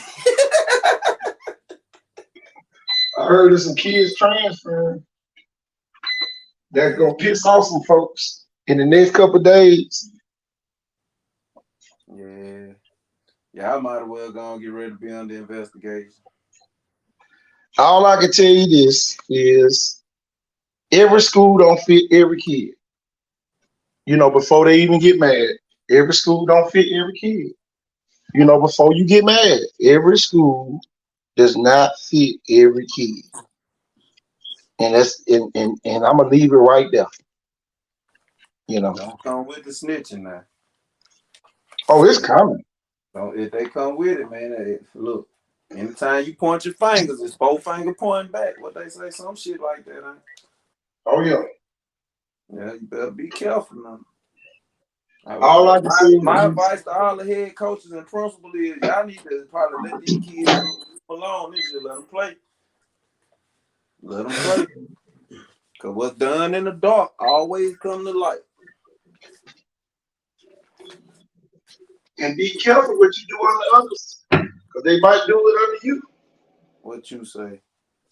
Yeah, you might know too much, KT. You already knew that, didn't you? They got some kids transferring, boy, at the end of the quarter. That's all I can tell y'all. I can't wait for the end of the quarter to get here. I can't wait for the spring game. See, you waiting on the spring. I'm waiting on the end of the quarter. It's about to be some kid moving in the next couple. Oh, okay. Yeah, I want to see them in pay.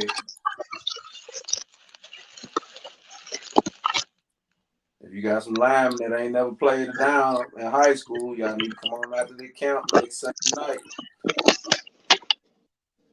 I'm just glad, man, we do what we do. You gonna be there? Huh? Next Sunday night. I'll be getting back.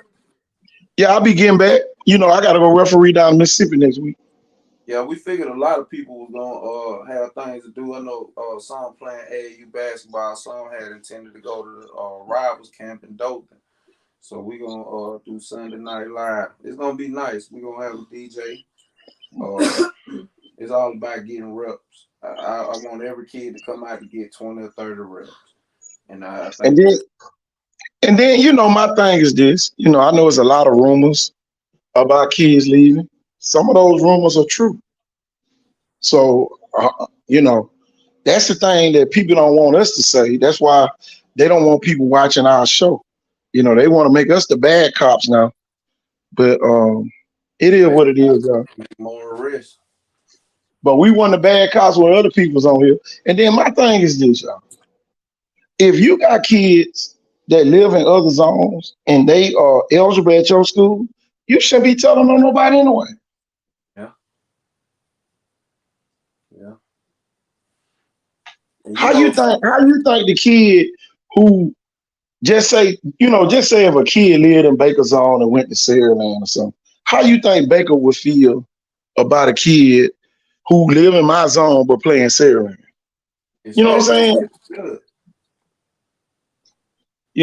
That's a copycat league and kids follow kids. You know what I'm saying? Yeah. So that's what they But we don't need no more kids trying to follow kids and your ass sitting on the bench and you could be starting somewhere else now. Yeah. Go where you gonna play. Like my grandma used to say, hey, look, somebody gotta have some sense. Yeah. If you ain't got it, I have it for you. Don't take your ass up to one of them schools that is somebody in front of his ass and you talking about you gonna go take his spot and you be mad as hell at the end of spring because he didn't get about 5 plays and that was when the JV hit the field. Don't be mad. Yeah. And look, ain't nothing wrong with staying at a small school. Don't let these folks fool y'all. Every year is a damn 4-5-star kid come from. Look at Elba running back, Alvin Henderson. He's at a 1A school. So don't let these folks fool y'all with the A's. The only A's y'all need to be worried about is the A's on the report card. Yeah. Them the only A's y'all need to be worried about. All that You other can shit, have y'all can go 1,000 take it to the kids in bank. your school, but only 11 gonna be on the field at a time. I'm telling you. If your kid a quarterback, you need to be taking your kid to a school that need a damn quarterback. Yeah. And there's plenty of schools out here that need a damn quarterback right now. Yeah. If your kid a receiver, don't run your ass to a school that got 7 receivers in front of them and think you just finna walk over there and take over. And you better be like that if you do go. You better be like that. It ain't no, I don't know. Look, it can't be no doubt. You got to be like that. You gotta be like that, and you gotta be open-minded too. That you might end up on the defensive side of the ball in a system like Sarah Land, for say, who just won the state championship. Shit, you gotta play defense too. Here go the thing too. Here go the thing too. Surprised he end up at running linebacker. I said there, and y'all, I just played a video of just the safeties. Each position broke it down. I just decided to get the safeties. A wide receiver can't take his ass over there to my playing no damn DB if he been running routes all his life. Number one, you're the last level of defense if you're a DB. So you got to be able to tackle. Yeah, you can cover everybody, but at some point, you're going to have to run your ass up there, get your damn head across, squeeze, and pull his ass to the ground. Yeah. And that ain't no easy transition. If you've been playing offense your whole life and you got to go over there and put your body on the line now. How about this? Perfect example. Last year, Blunt got down in the red zone. Sarah Lynn put Ryan Williams on A.J. Robinson Jackson. Okay, just imagine if A.J. Robinson Jackson would have caught the ball.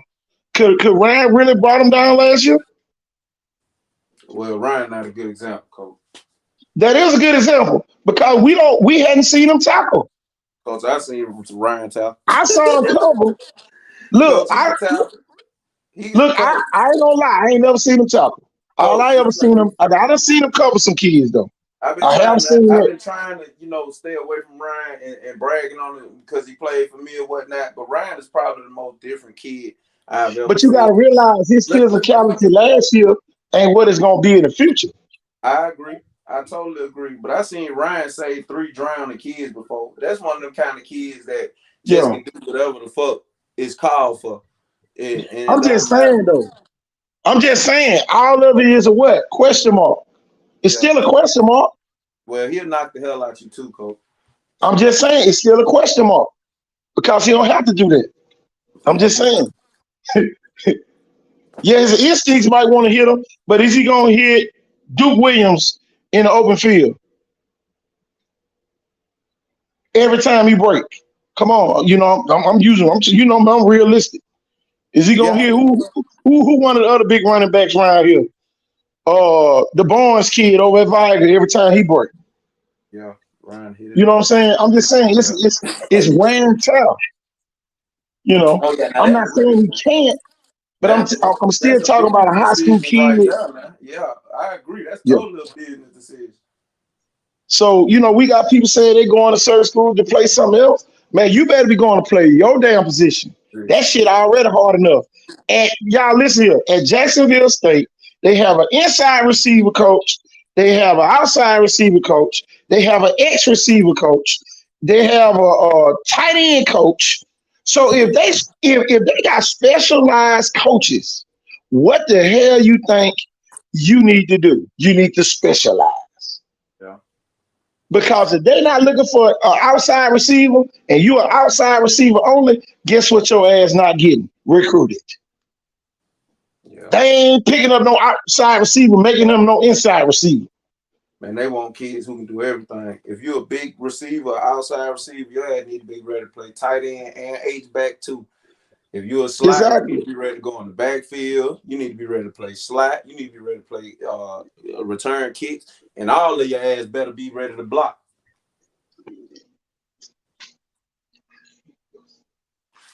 Damn, Coach, it's 12:24. Let me call it a night. Well, go ahead. Yeah, I'm going to call it a night. We get on here tomorrow. We're going to let it all out Monday. Let it all out Monday. We got to let it all out. Got to let it out. That's right. All good. I'm gonna go and sign off for the night. Love everybody. See y'all tomorrow. Yeah, man.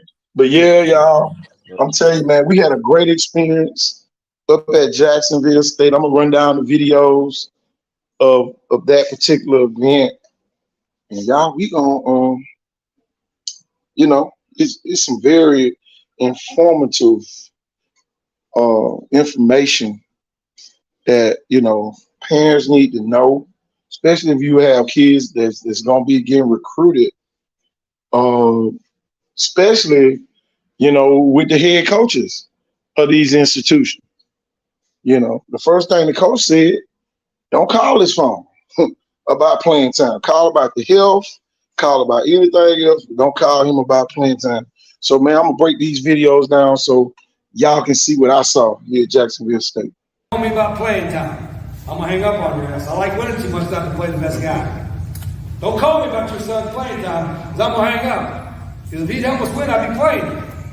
And I would tell, I tell them every year, I tell that. And I told a couple of high school coaches, friends of mine, named Jill, I said, I'm fucking getting no parent big bullshit. I tell them, I'm a coach, don't call me. Call me about his head welfare. Don't call me about playing time now.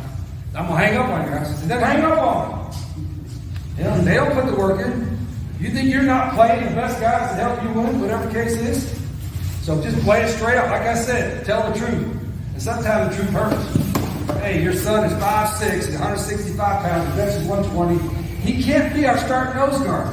I'm going to get my ass fired before the first half is over, you know what I'm saying? But most parents just want the best for the kids. And they know, and players will know, when you know when you're out for the best interest. So, anyway,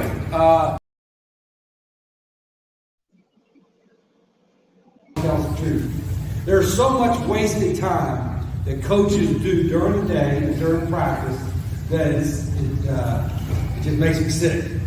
You have the most valuable time you have in the day is the time with your players. By far, that's the most valuable time. Sitting around yourself is important with coaches, but the time with your players. So every second that we waste on the field, it's like we never get back. I tell those guys that for 10 minutes that we wasted today in practice. I said, I'll be sitting on my damn deathbed with 10 minutes to live. And I've been thinking, shit, if I didn't waste those 10 minutes, I'd have 20 minutes to live. You know what I'm saying? That's what I'm going to be thinking about. But we get better at it. This is only our fourth practice, but the staff's been around a little bit. And part of what we do is, we like to do everything fast, but we sometimes, forget the fundamental part of it. And to me, and what we'll do, I'll explain that here in a minute, when we do fundamentals, a lot of people say fundamentals are just blocking and tackling or catching and throwing, and that's all fundamentals. For us, fundamentals is getting lined up quickly, being in the right spot, running the right route. All that is fundamentals too. Defensively, we do two different tempos. We have defensive tempo where the offense goes slow, let them disguise, all that, and offensive tempo that goes fast as they can. Well, if we're doing a defensive tempo and giving the defense time to disguise or move or whatever, and they don't do it, well, shit, I wasted a bad time.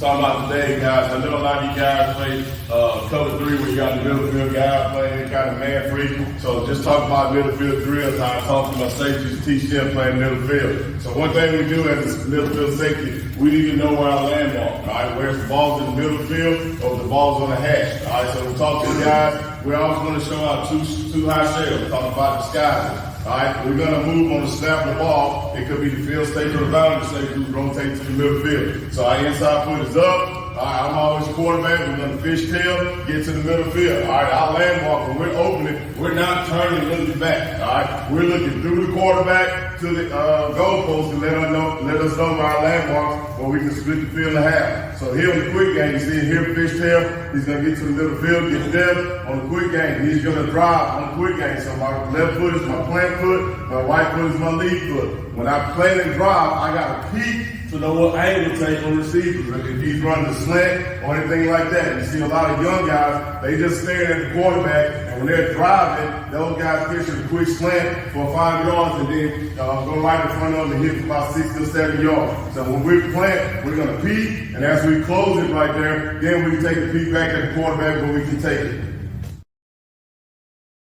3 by 1. So you see the three, number 3?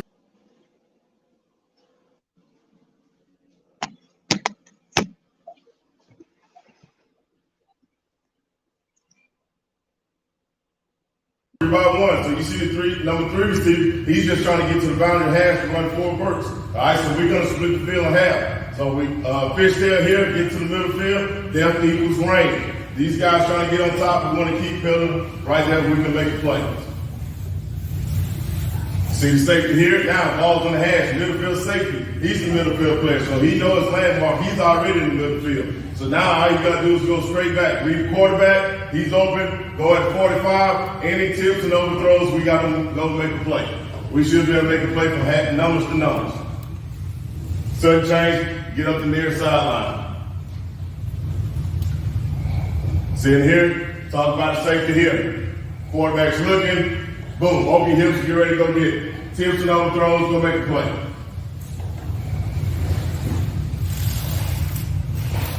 Staring it down, go make a play.